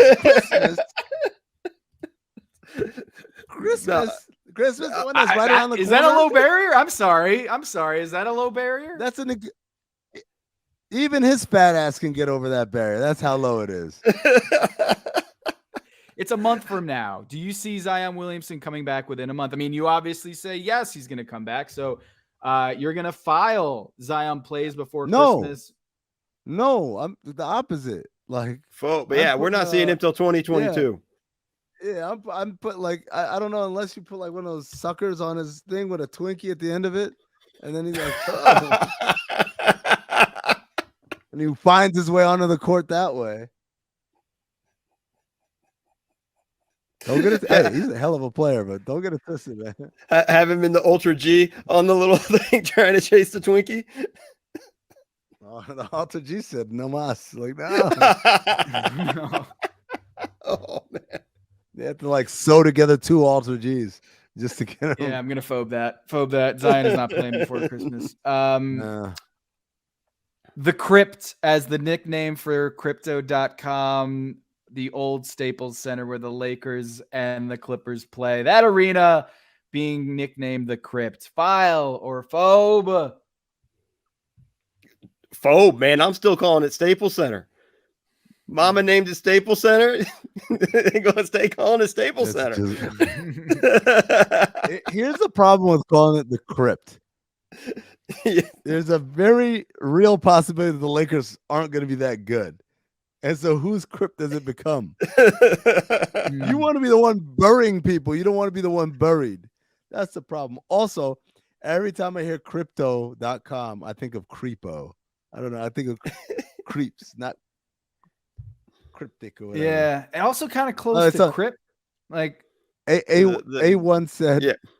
Zion gonna DDT Amin. If he did that, like first of all, we'd end up like in Australia. We'd go right to the earth and pop up on the other side.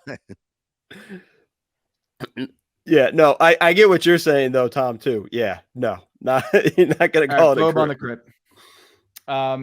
Shouts to Staples. All right. Ben Simmons, a Sixer at season's end. File or phobe? Oh, God, that's a good one. That's a good one. Oh, thanks, Mo. What? I mean, no, like this was a good barrier here on this one. Like, what do you want me to do, Tom? No, you tell me like, oh, this is finally, Tom. You came up with a good one here. Ben Simmons, a Sixer at season's end. Mo, file or phobe? I'm gonna phobe. I think he's going to get traded by the trade deadline. I think we're going to start to hear stuff around December 15th. I think as more teams continue to lose, teams like Boston that are all of a sudden struggling.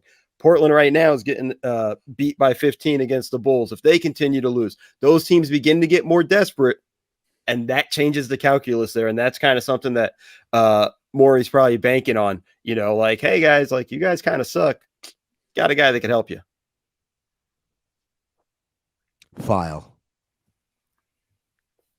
You're 4 gonna years. He's going to stay like with the Sixers. All 4 years. Yeah. All 4 years. Buckle in, as Daryl Morey says. Last one here. Dottie dropped the ball on purpose. Shouts to the Off the Looking Glass podcast, which you can listen wherever you listen to podcasts. Kate Fagan and Jessica Smetana do a podcast talking about pop culture through the lens of women's sports. 2 women talking about sports in only the way they can. It's a great episode. You should go listen to it. They tackle the UConn privilege. They tackle a league of their own. Jessica watches it for the very first time. She didn't. Yeah, she didn't know she didn't know the phrase. You know, there's no crying in baseball. She didn't know that was from the movie. Didn't know Tom Hanks was in it. Didn't know Madonna was in it. You know, John Lovitz, by the way, is awesome in that movie. Yeah. He is my he's favorite scout, right? He's a scout. He goes out of his comfort zone and plays a sleaze bag in this one. Yeah, but he's hilarious. Cracks me up. Oh man, he was awesome. It was a good episode. I listened to it the other night. Dottie dropped the ball on purpose. How's this up for debate? She didn't drop the ball on purpose. There's no chance that Dottie, the most competitive, she is the Michael Jordan of competitiveness in this movie. And she also goes to the pitcher's mound before this play and tells the pitcher to throw high fastballs, high heat, because Kit can't hit it, but she can't lay off it. Why would she do that? Why would Dottie try to get her out, embarrass her sister, and then a few seconds later drop the ball on purpose? Too competitive. Change of heart. We already saw that she was ready. Once she got the hit, she was like, damn, she really hit it. I can't take this moment away from her. That's what I was thinking. And she also probably She didn't really have that thought until she was coming down the third baseline. Because how do you give up in the ballpark home run off of that hit? What are you guys doing? What are the Peaches doing with their defense? Where's the shift? Yeah, see, I know don't nothing see about it that way at baseball. all. If you know what, if the director had Dottie hold the ball for a moment and then let it slip, I'd say she dropped it on purpose. But it's very much in the flow of the hit.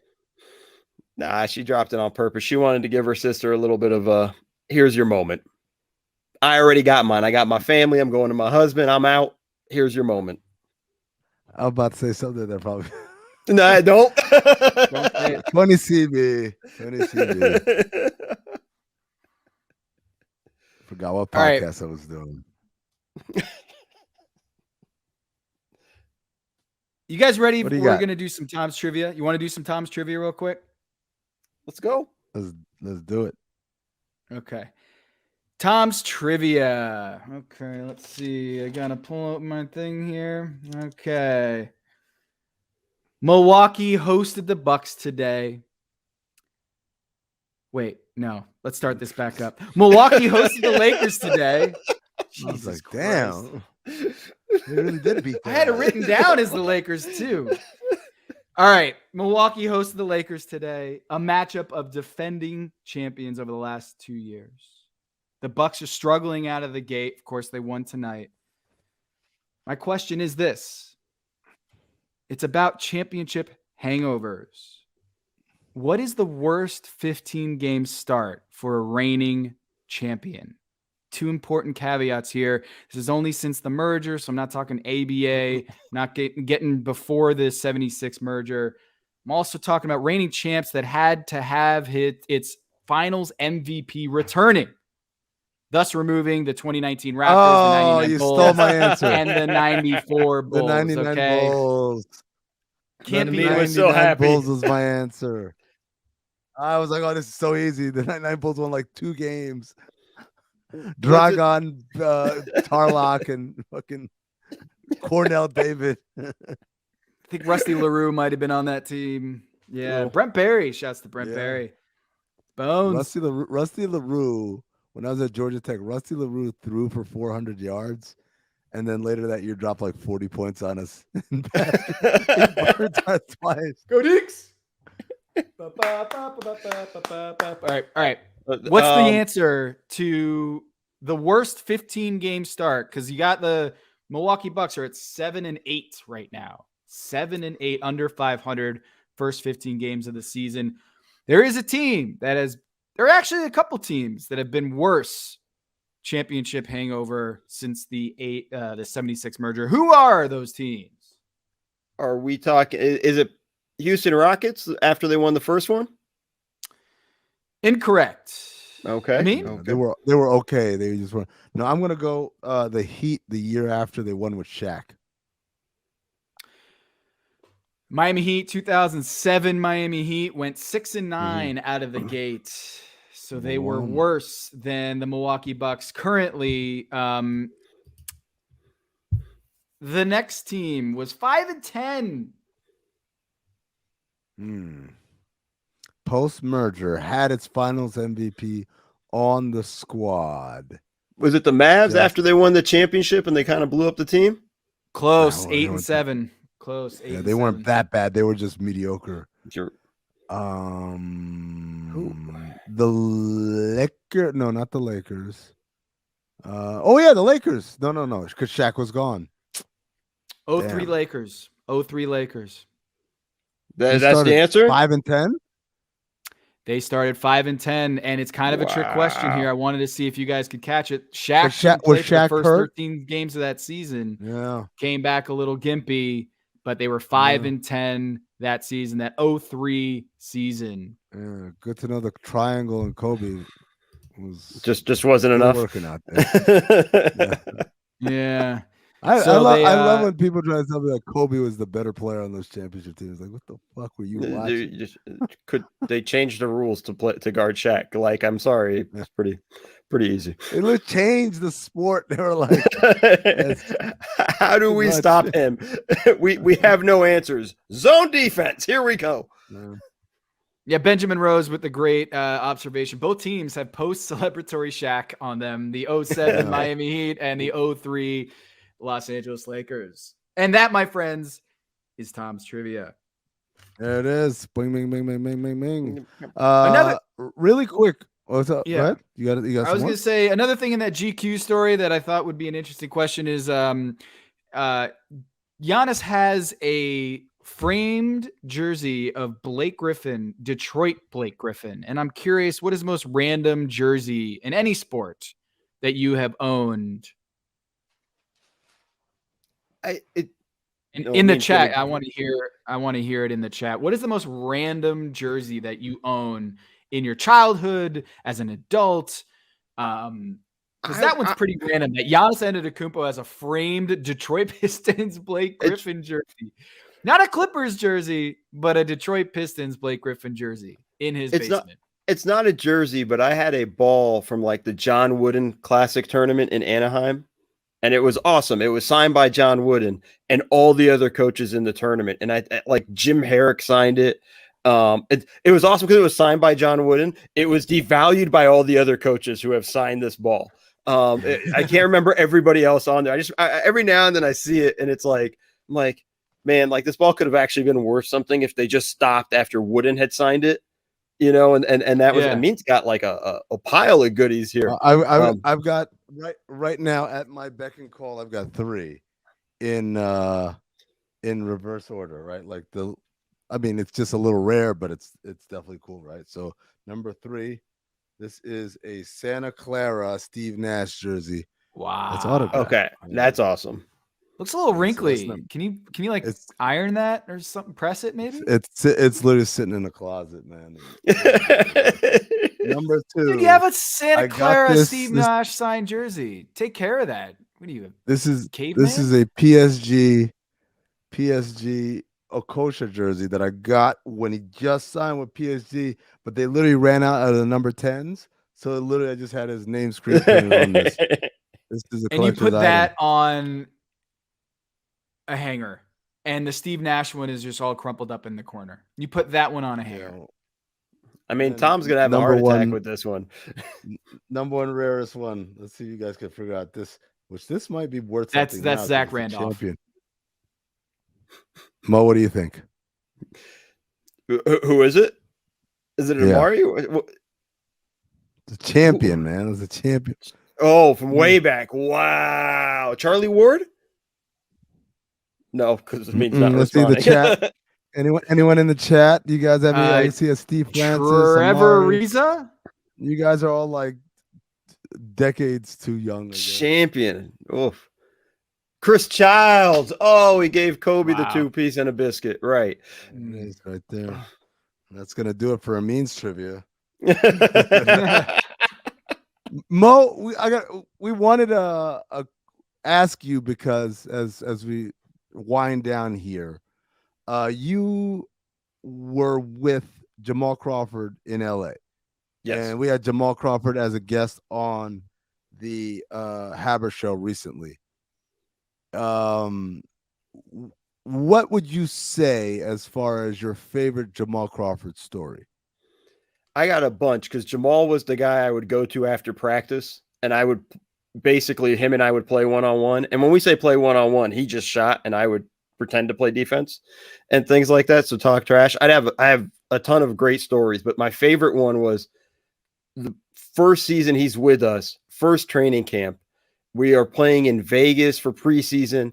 It happens to be my birthday, and my birthday is the same birthday as Grant Hill's. So everybody made a big deal of Grant Hill's birthday because obviously it was Grant Hill, and I'm the video guy. Nobody gave a damn about me. Grant's got training camp birthday. Yeah. And so, so there's all that. And then we're playing Denver in like MGM Grand or something like that. So one of these places where they set up the arena. And I get a random call like around when I'm getting ready to head to the arena, and it's Jamal going like, Mo, can you come to my room? And I'm like, sure, man. What do you need, man? Do you need me to bring an iPad? Is there video you're certain looking for? He's like, no. I just need you to come to my room. And I'm like, yikes, this is weird. Okay. And then, I run up to his room to be like, yo, man, what's up, man? Is there anything do you need something? What's going on? And he gave me $300 in chips. man, I heard it's your birthday today, dude. Like, here's $300. We're staying overnight because it's Vegas. And he's like, go have fun tonight. And I was like, have fun. Have fun in Vegas with it. And of course, what did I do as the typical video guy? You cash that shit in. Cash that, went to Subway for dinner. It was good. Yep. $5 foot long. Per diem management. That was just a bonus. But Jamal is one of my favorite dudes. One of the nicest human beings out there. Actually, another quick one.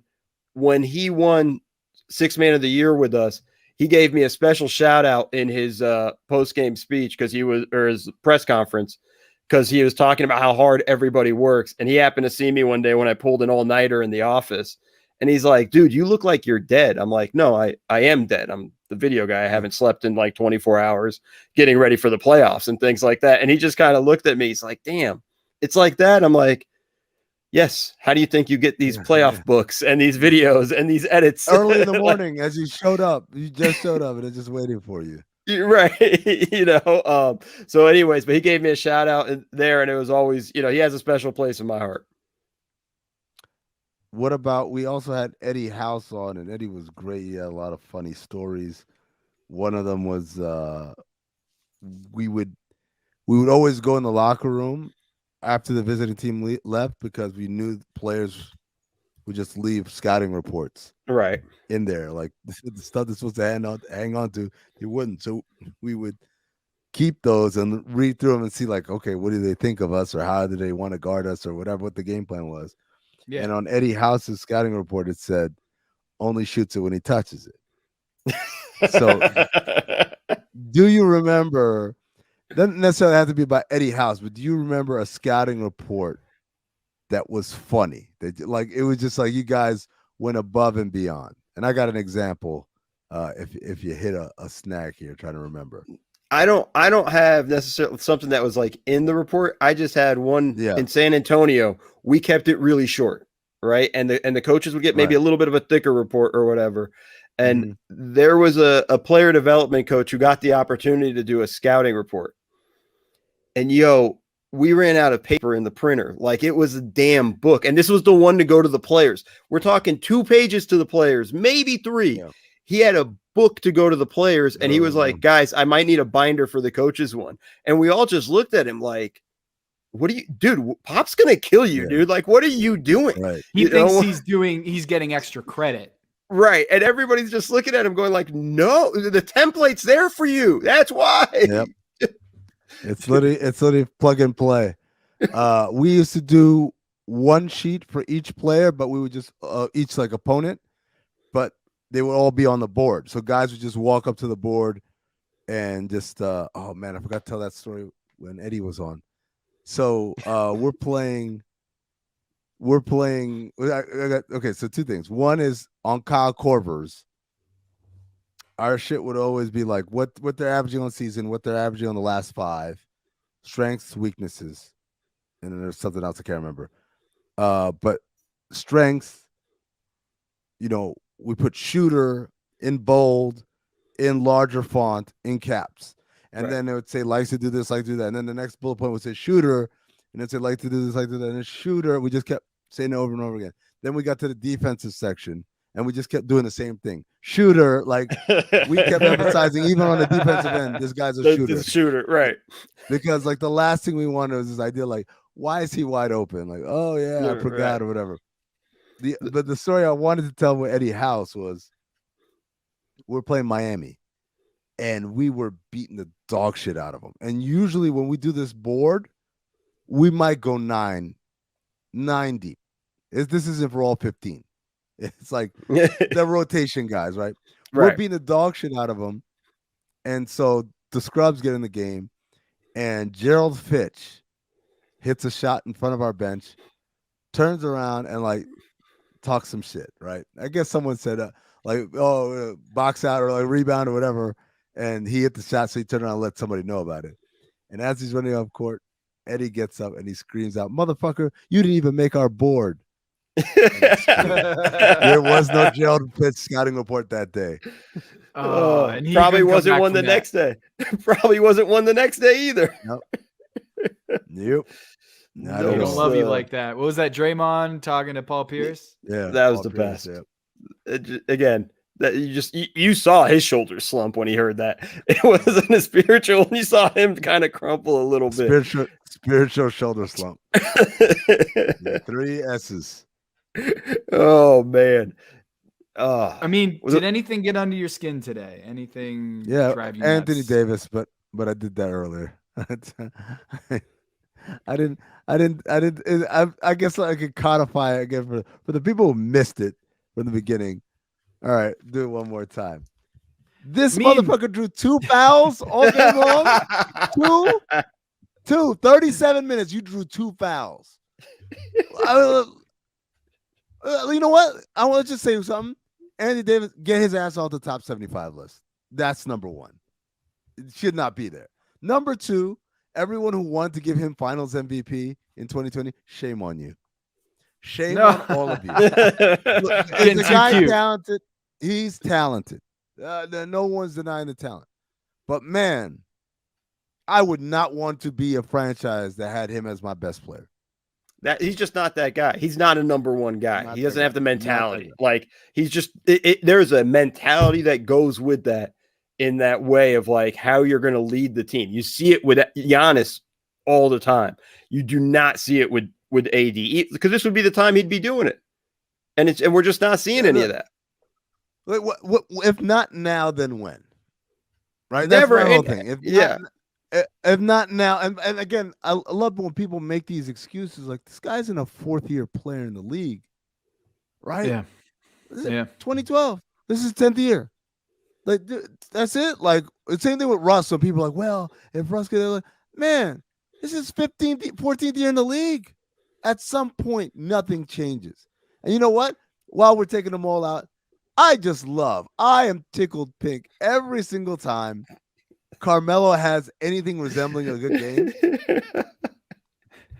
I thought I said, here's the apology form and da da da. Didn't hear that shit tonight. 2 for 8 from 3. What happened?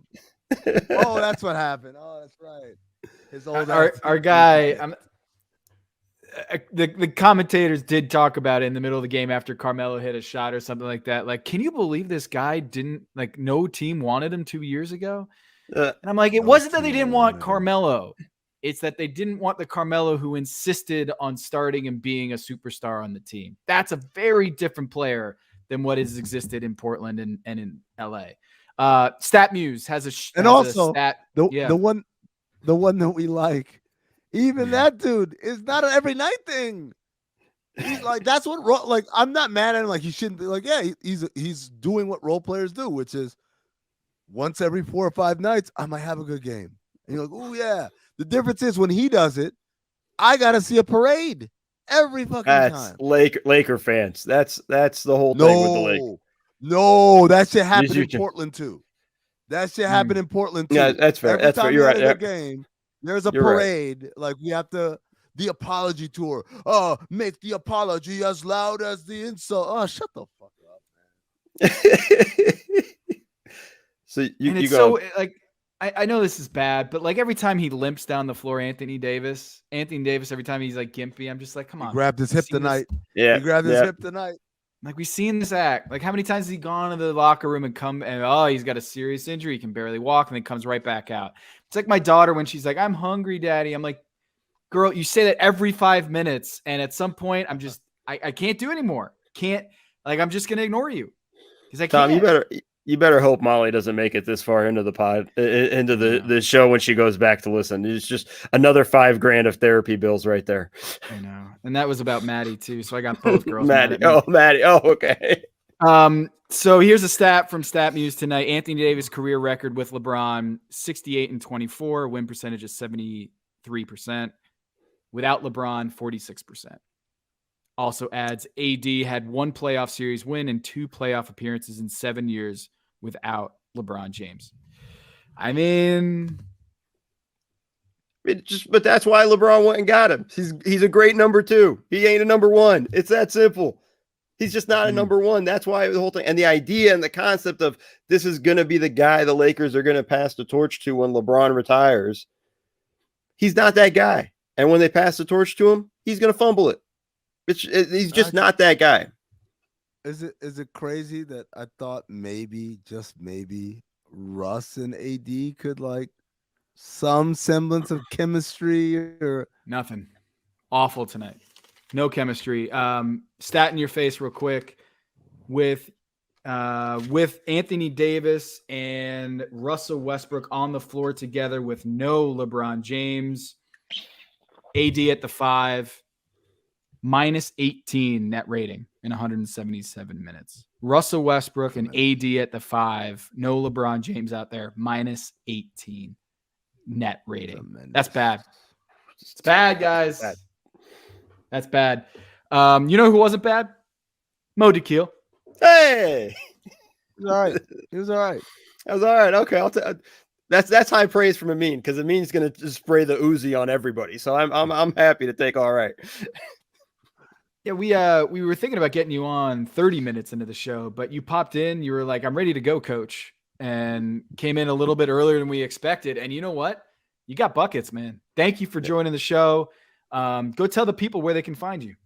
Thank you guys for letting me on the show. I appreciate it. I was too eager. I was like, I couldn't have waited that much longer. I was like, I'm jumping in, see what happens. You can find me on Twitter at @MoDakhil_NBA. It's right up there. Man, see, Yeah, clever it's move very right there. impressive. Little work there. I do a Twitch show Monday through Friday, 11 a.m. West Coast time, where I literally just break down games. Have fun, enjoy the chat with everybody. Come through. And that one's there. I got it this time. That right there. That's where you can find all my stuff. I write for Bleacher Report. I podcast for The Athletic. You can find all my stuff there. Yeah, it's just weird. It's like, it's just confusing sometimes. Yes. Mo, appreciate you. Amin, kind of appreciate you. Thank you. You got to get that jersey pressed, man. Steve's going to be really pissed about this. Like, there's probably like 6 of those jerseys in existence in this world. It's like one of those 8K cameras. I'll be honest. I think this is something literally from like my 2nd or 3rd year in Phoenix, and it was supposed to be sent somewhere, and I forgot. And I found it miraculously in one of my boxes. Like, oh, so that's where it went. So somewhere there's a charity that should have gotten this auctionable item that didn't. And it's dust and God knows what else in your closet on the floor crumpled up. There's an A-Rod Yankees jersey that I bought literally the moment he got traded to the Yankees. The moment he got traded to the Yankees, I got like, oh, this is gonna be a collector's item. Authentic. Yeah, that worked out well for you. They love them in New York. All right, take us out, Luis, and thank you so much for joining the post-game show, Lakers Bucks. We'll have another one coming up soon. Appreciate you guys. We'll do more of these. I'm very excited about this, and you just did a great intro for us. The podcast is a part of Meadowlark Media, and Nick Offerman will make his appearances over there because it is a fun playground where Mike Shore just has a lot of fun talking about absurd and ridiculous things, and some baseball is in there as well. He's got a new book, Where the Deer and the Antelope Play, the pastoral observations of one ignorant American who loves to walk outside. You write books with great frequency, I see. And the pandemic, you were bored and trapped inside and had to make something, right? It's creators got to make something.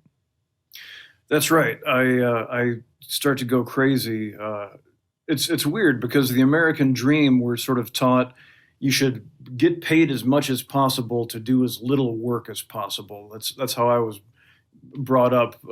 That's what the media always told me, and David Lee Roth videos. And then I come to learn as an adult, I go crazy if I'm not doing something, if I'm not of some use to somebody. Is that where woodworking is? Like, you've got to be doing something. So you were in your house, and were you sculpting things, or was what you were sculpting this book and the idea that I have to have a different relationship or examine my relationship with the outdoors? Well, this book was overdue. My generous publishers had made me a deal some years back for this book, and they reminded me with gentle firmness, hey, we don't want to have to get legal on your ass, so you might want to crank out that book. And I said, Well, given the context, I have this idea about thinking about our relationship with nature and asking myself and us some questions about that relationship. And so the pandemic was handy for that anyway. Do you explore at all the way that we're destroying nature, that we're destroying Earth? Are you one of those Hollywood wackos, those left-wing wackos worried about climate change and how we've destroyed the Earth with our dependence on fossil fuels? Or are you a reasonable human being, Snowflake? I guess I'm super snowflakey, but more than I don't know. I don't feel like the wacko side of it comes into play. Because I generally stand on a foundation of common sense. I come from a farming family, and so it's through reading agrarian writers that I admire, like Wendell Berry and James Rebanks, who point out the fallacy in not being familiar with things like who's growing our food, and how are our food systems related to our national health. Something that we don't ever think about, which to my way of thinking that's the wacko part, is that we blindly say, okay, I'll eat this puff product. You wrote a book. Do you consider listening to audiobooks reading? Oh, sure. I love audiobooks. It's it's a different metabolism, but I go running every day, and so that's 1 hour a day that I can be consuming content. So I'm deeply grateful for audiobooks. My wife and I also love them on the road. But is it reading? It's not reading. But is it reading is what he's saying. He's not asking you if you like audiobooks. Is if somebody I see you guys leading the witness, trying to get the answer that you guys. I don't think that he understood the question. Mr. Offerman, I listen to a bunch of audiobooks all the time, and basically what you're telling me is I now have the privilege of calling myself well-read. This is a semantic trap you're leading me into. I think the act of reading involves viewing with your eyeballs the written word and comprehending them in your brain. I think, or with your fingertips if you happen to be reading Braille. But I don't think that the act of listening to an audible performance. Nicely done on the fingertips there. You are super woke, my friend, the way that you did that. That was well done. The way you can do it with your fingers and your eyes, but not your ears. That's some bullshit, Offerman. That's some bullshit. Please tell Mike Sure that I said that. I want to get his opinions on pizza, Mike, because this is a person, he's a Chicago fan. I think is it Bears and Cubs? Those are the Chicago teams. Yes, I haven't watched a football game for these many years, but I am a pretty obsessive Cubs fan. Okay, but certainly this is all by way of building a bridge to just pizza. If you're a Chicago person, you have to have strong opinions on pizza. So, what are the pineapple on pizza? How do we feel about that? That's a big no from this guy. I disagree with my friend Mike Sure about warm fruit. I'm a huge fan of blueberry pie, for example. But pineapple on pizza, no thank you. How about if you have a pizza, do you want it to be thin? Do you want it to be thick? What is the best Sicilian style? What is the best of the pizzas? I believe Billy thinks the Chicago pizza is overrated. Yeah, no, very overrated. I mean, in truth, everyone should be allowed to like what they like, but I like a thick Chicago style pizza. I have had pizza on the East Coast that I believe I've said in the past, if properly dried and trimmed, the New York pizza could make a nice box for the Chicago pizza. Not for me. For me, it's pasta, Chicago pizza. That's fair. How do you feel about a stuffed crust? I believe that Billy had very strong opinions about the stuffed. That's a face that we would have never seen before from Nick Offerman behind a beard. He made a face. he made a face that seemed to be very passionate. But what happened? Do you have a controversial opinion here? I don't think so. I mean, I think anything that's ridiculous, like deep frying a Snickers bar, is fantastic. I mean, what a time to be alive. We can have delicious pizza and put a bunch of delicious artery clogging shit actually in the crust. Yeah. That, in a manner of speaking, is wonderful. It's like a miracle. At the same time, it depends on your age and your context. When I first got cast as Ron Swanson, I couldn't go to a restaurant without people putting an extra inch of bacon on whatever I ordered. Oh, what how a great great was problem to that? have. Really? You're complaining Oh, about God, that? this is No, amazing. it's incredible, and I spent about a year just relishing in it and going to restaurants more often than I had for that very reason. But then eventually, my cardiologist said, "Here, I want to who show cares? you a picture of of this occluded sewage system. This is your this is your arteries." And I said, "Oh, right, got it. What does I that live person in, know, I live in though? reality." No, that person doesn't know what they're talking about. What is better, a lifetime of restaurants where they put another slab of bacon on everything you eat, or living? Because I don't know the answer to that I question. don't want to live in a world that doesn't have that happening to me once Right? I've had I mean, it. tell us, how long did this go? And tell me every story. You just walk in everywhere, and please, how often was this happening? Pretty frequently. I mean, and the thing is, nobody would ever say anything. Something again about the Ron Swanson character, it excites some sort of terror or respect in the public.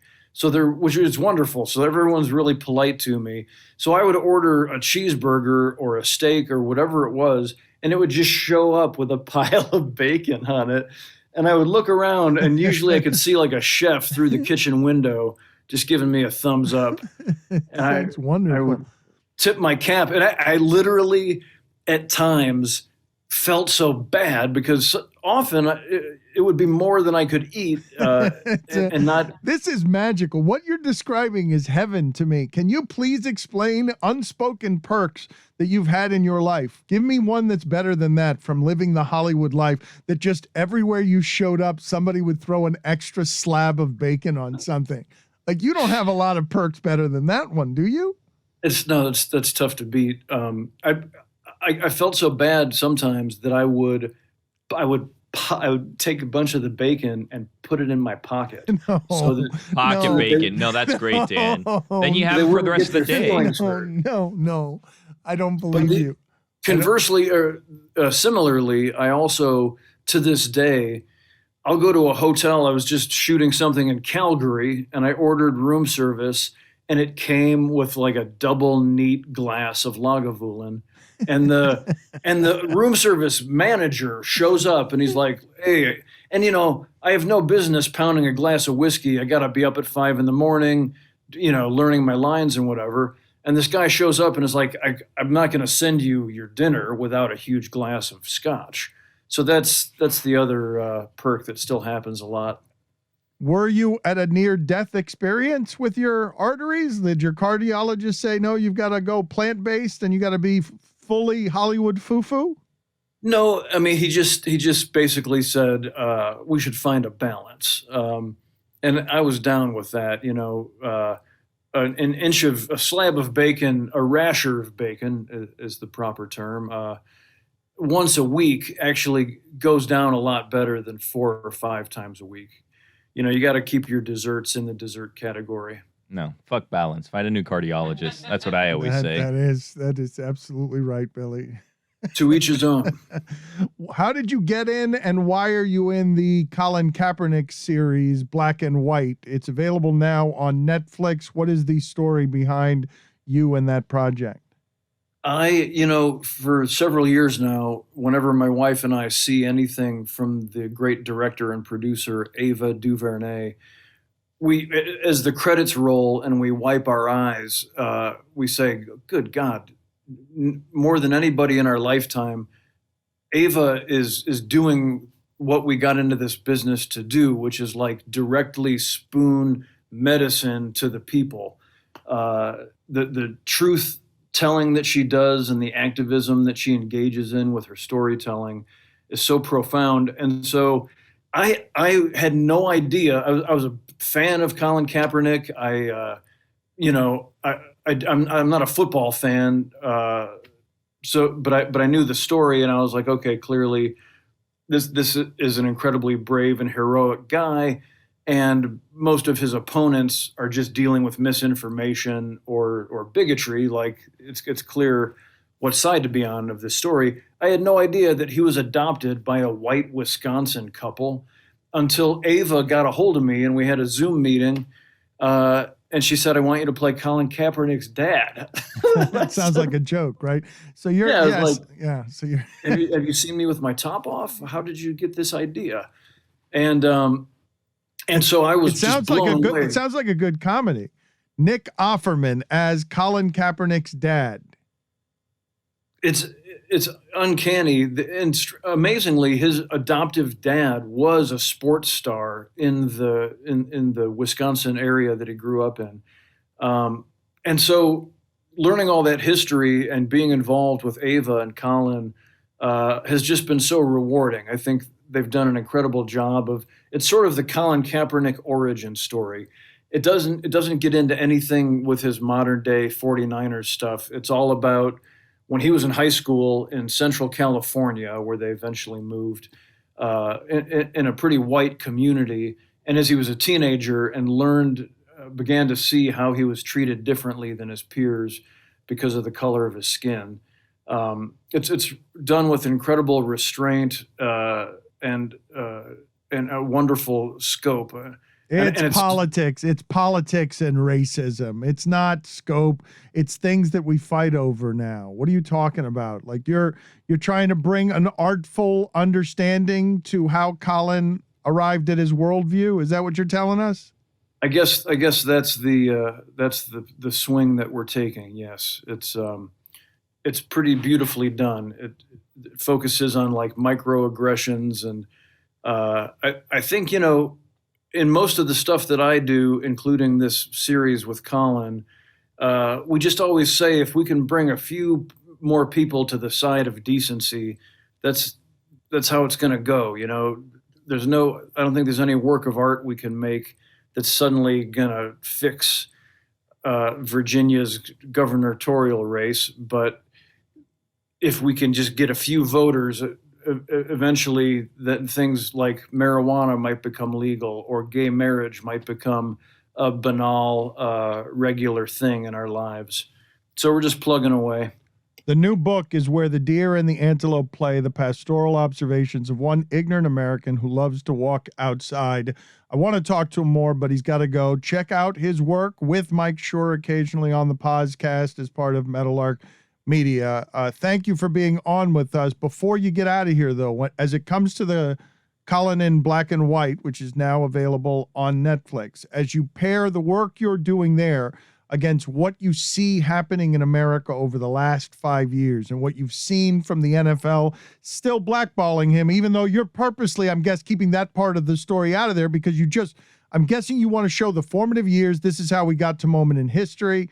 This is the artistic path that we're taking. Nick Offerman as his father. When you pair this against our times, which are hostile and cruel and fighting everywhere, and you're trying to attack it with art, how do you pair those things as someone who's a conscious American, conscious about our planet, conscious about our freedom and our freedom to create? Well, it's a great question. Thank you. And the Colin series is a great example. Like when I promote it on my social media, I say, I'm very honored to be part of this with Ava and Colin. You should check it out. You know, and then I get all of these trolls coming at me with like quarterback statistics where they're like, yeah, he only threw 7 for 40, you know.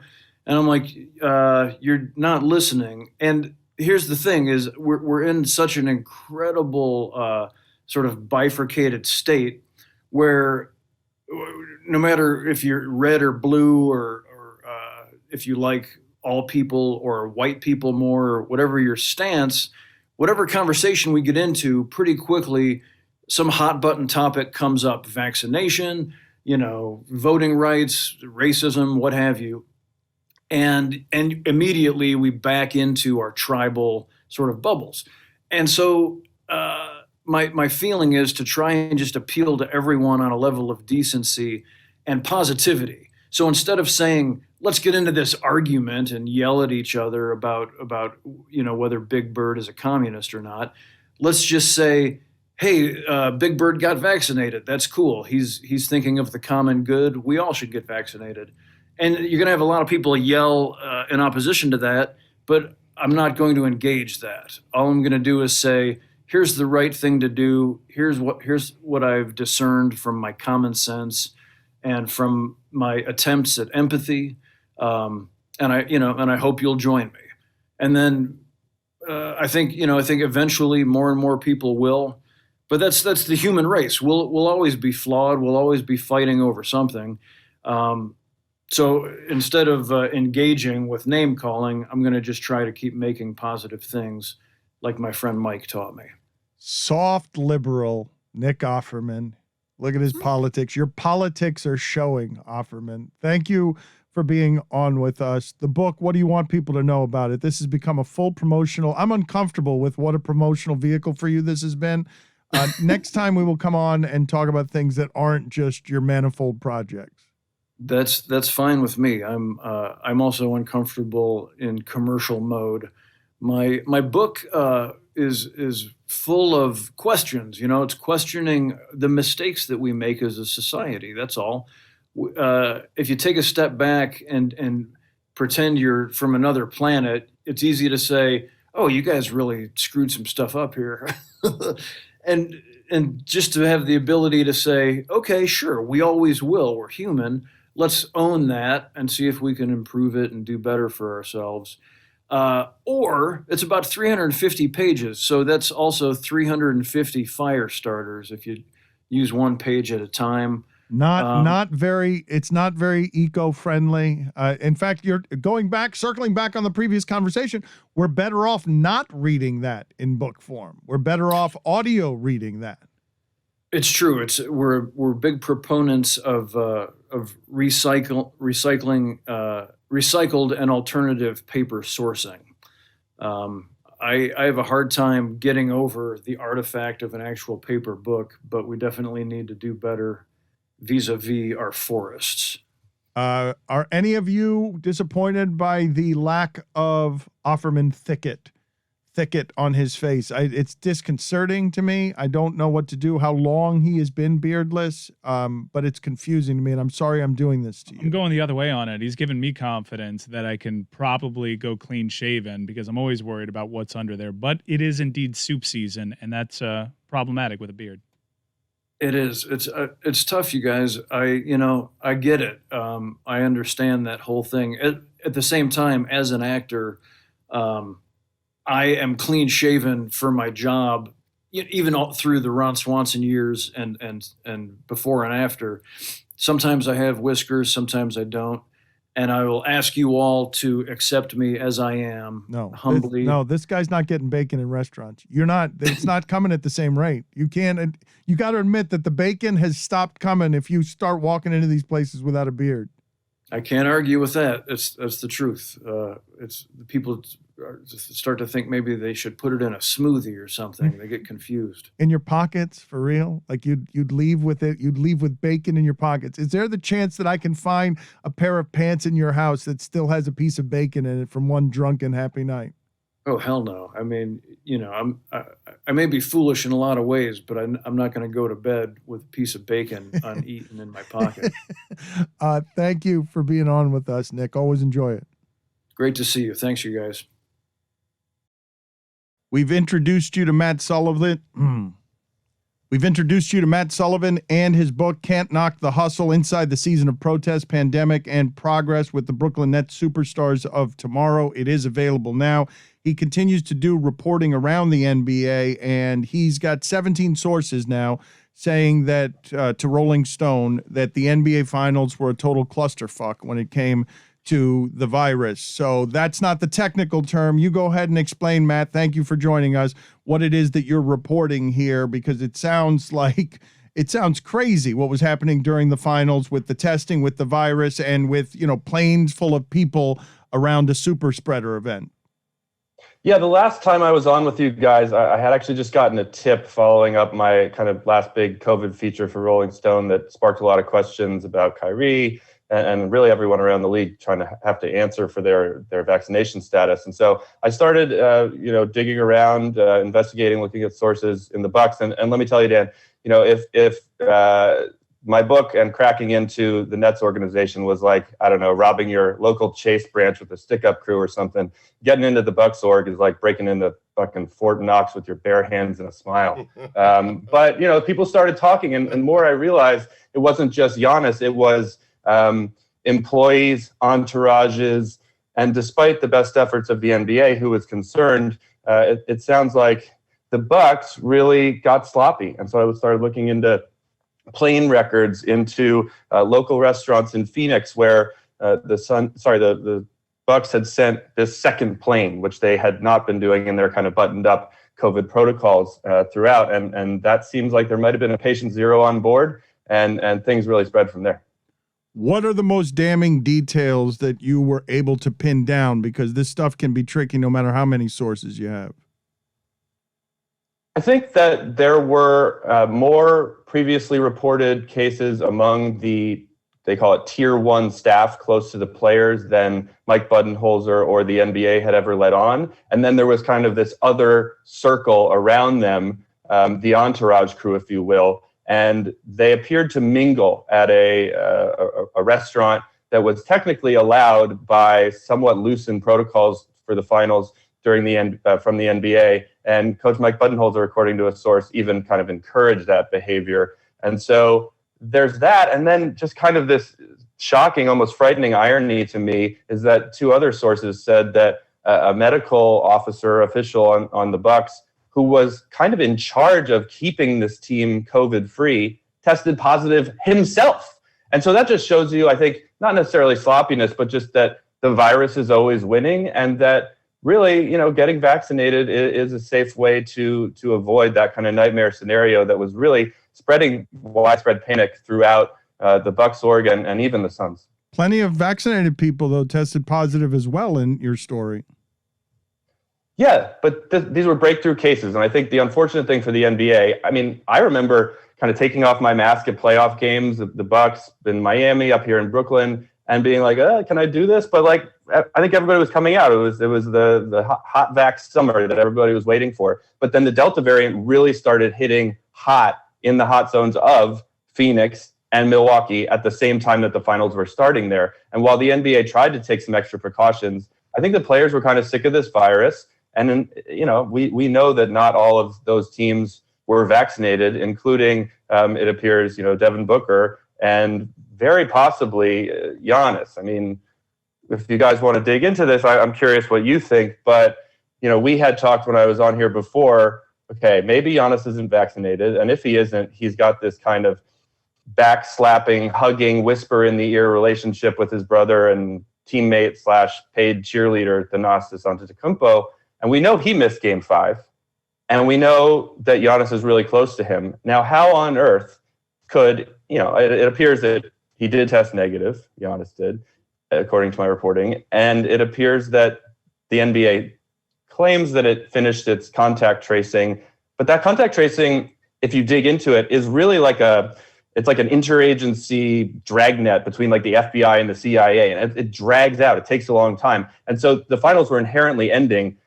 I don't know. I don't want to read too much between the lines, but it's entirely possible that contact tracing dragged out.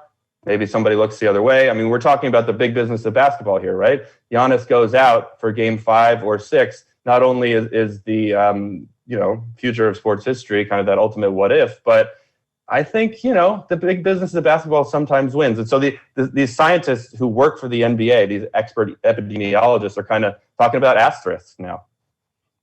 Talking about asterisks, Wow. how should Giannis? Now you got Stugotz's attention. He hasn't been listening to anything you've been saying. Like honestly, We're taking away championships, though. I've been watching him, and he's been nodding to pretend that he's listening. But it's a move he's been doing to me for 20 years, so Yep. I'm fluent in it. He does not. He could not tell you a single thing you have said for 5 minutes, Matt. Not one. Like I'm going to ask Giannis's him. brother. I mean, the whole thing.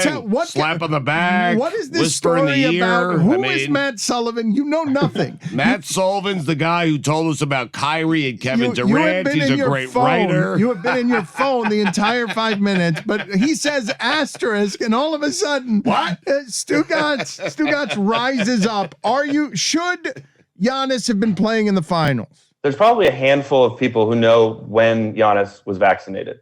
There's probably a circle of nerds who work for the contact tracing unit of the NBA who know whether he was really in close contact and possibly should have been quarantined. There's another circle of nerds who I was talking to who kind of work as these epidemiological advisors to the NBA.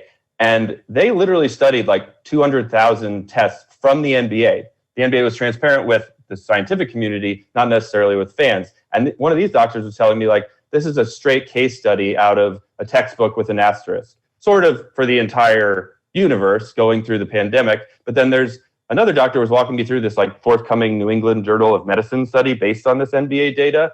And he was saying, you know, if you take, say, Chris Paul, who was vaccinated and had to take 2 games out, you know, he's vaccinated, so he's not a super spreader. You take someone who is unvaccinated, potentially either of the Antetokounmpo brothers, according to the open secrets within their organization, and they become much more both vulnerable to and able to infect people around them. And so I don't know what you consider an asterisk, Stugotz, but if you are scientifically, skirting some of these NBA protocols and out here endangering people in a public health crisis with your quote unquote personal choice, it seems asterisky to me. I am totally with you. Or you can view it as he was doing what he had to do to win, winning at all cost. But that's winning at all costs for the NBA too, right? I mean, they will take those primetime ratings, 12 million people for game 5, these shots of the Deer District outside. But like I called just to follow up with the Wisconsin Department of Health, and they say like 800 people are testing positive in the Deer District. Mm-hmm. And so it's this, again, we've talked about this before, this one image of what ESPN wants you to see, what Disney and the NBA and Joe Biden saying these images of pride and dignity outside the Deer District. And then you've got the reality on the inside. And on the inside, the people who cover this stuff stenograph it. Have you heard one of the Bucks beat reporters ask Giannis when he got vaccinated? It's like an Aaron Rodgers situation without the crazy pseudoscience mumbo jumbo. But even Giannis, when he did kind of go on about his vaccine status, which he didn't address till September, he's like questioning the future efficacy of the vaccine. So we let these guys off the hook because we play into the ESPN superstar primetime show, when we should treat these guys as the role models that they could be to unvaccinated people, including a person I talked to on the Bucks in the organization who was unvaccinated and was like, well, if they can get it and they're vaccinated, then why would I get vaccinated? Why are you dismissing these people as nerds? And what did the nerds give you that you would say are the largest breaches? Well, I got access to a confidential draft of this New England Journal of Medicine study, which I think the NBA would rather play up as we are pro-science. And meanwhile, the people who were counseling Adam Silver in the middle of this internal crisis are saying, well, the NBA has to do this fine balance. We'll tell them that if you got 8 guys on a roster, you can go ahead and play because you've got your tier 1 mini bubble around the essential staff and players. But at the same time, they got to put on a show, and the show must go on. And the same doctor told me, it's kind of ridiculous that that these guys don't have to set an example. One of the doctors was telling me he was sitting on the couch the other day watching Aaron Rodgers, and he just said, quote, "This fucking moron." And he was saying I told him that Giannis potentially was unvaccinated, which he's looking at these anonymous data points and tests. He has no idea while he's looking at 200,000 tests and putting together this scientific research. And I told him this, and he was like, man, this is just an absolute breakdown of society, of rationale, and of being a role model. All right, excellent. Stugotz only cares, though. Can we announce? Can we end the segment by putting an asterisk, not an asterisky, right? Not something, because you just put an asterisk on your asterisk. Yes. I need something more conclusive than that. I need Matt Sullivan with Stugotz to right now announce whether Stugotz in his personal record book is putting or should put an asterisk on the Bucks title last year, because it's a big title for Giannis to have. It erases a whole lot of stuff. I'm trying to think how it would work if we took the championship away. How do we go about doing that? It would be like, when the two Oscars got confused by Warren Beatty opening the envelope, we'd have to pull up one of those. I think it takes a beat writer to ask Giannis when he got vaccinated, and it takes, But does Chris Paul get a title if we do this? That's what I'm wondering. Why are you asking questions like this is a logical I need thing? to know it. This is just you saying stuff. It's you deciding. I love that he's interviewing Matt Sullivan about what should I think, because I wasn't listening during this. Unrelated, has anyone in a Duke sweater ever called someone else a nerd? Good point. I was not a Cameron crazy, okay, but I did go there. Anyway, I think if Chris Paul is Moonlight, then the Bucks are kind of La La Land, and it did seem, according to my reporting, like they were off a little bit in La La Land, partying a little too hard with their entourage during the finals. Which this virus is really ultimately winning, and I think that's the point of this, and we all got to button up and get vaccinated and get boosted. Dan, you see the rub here.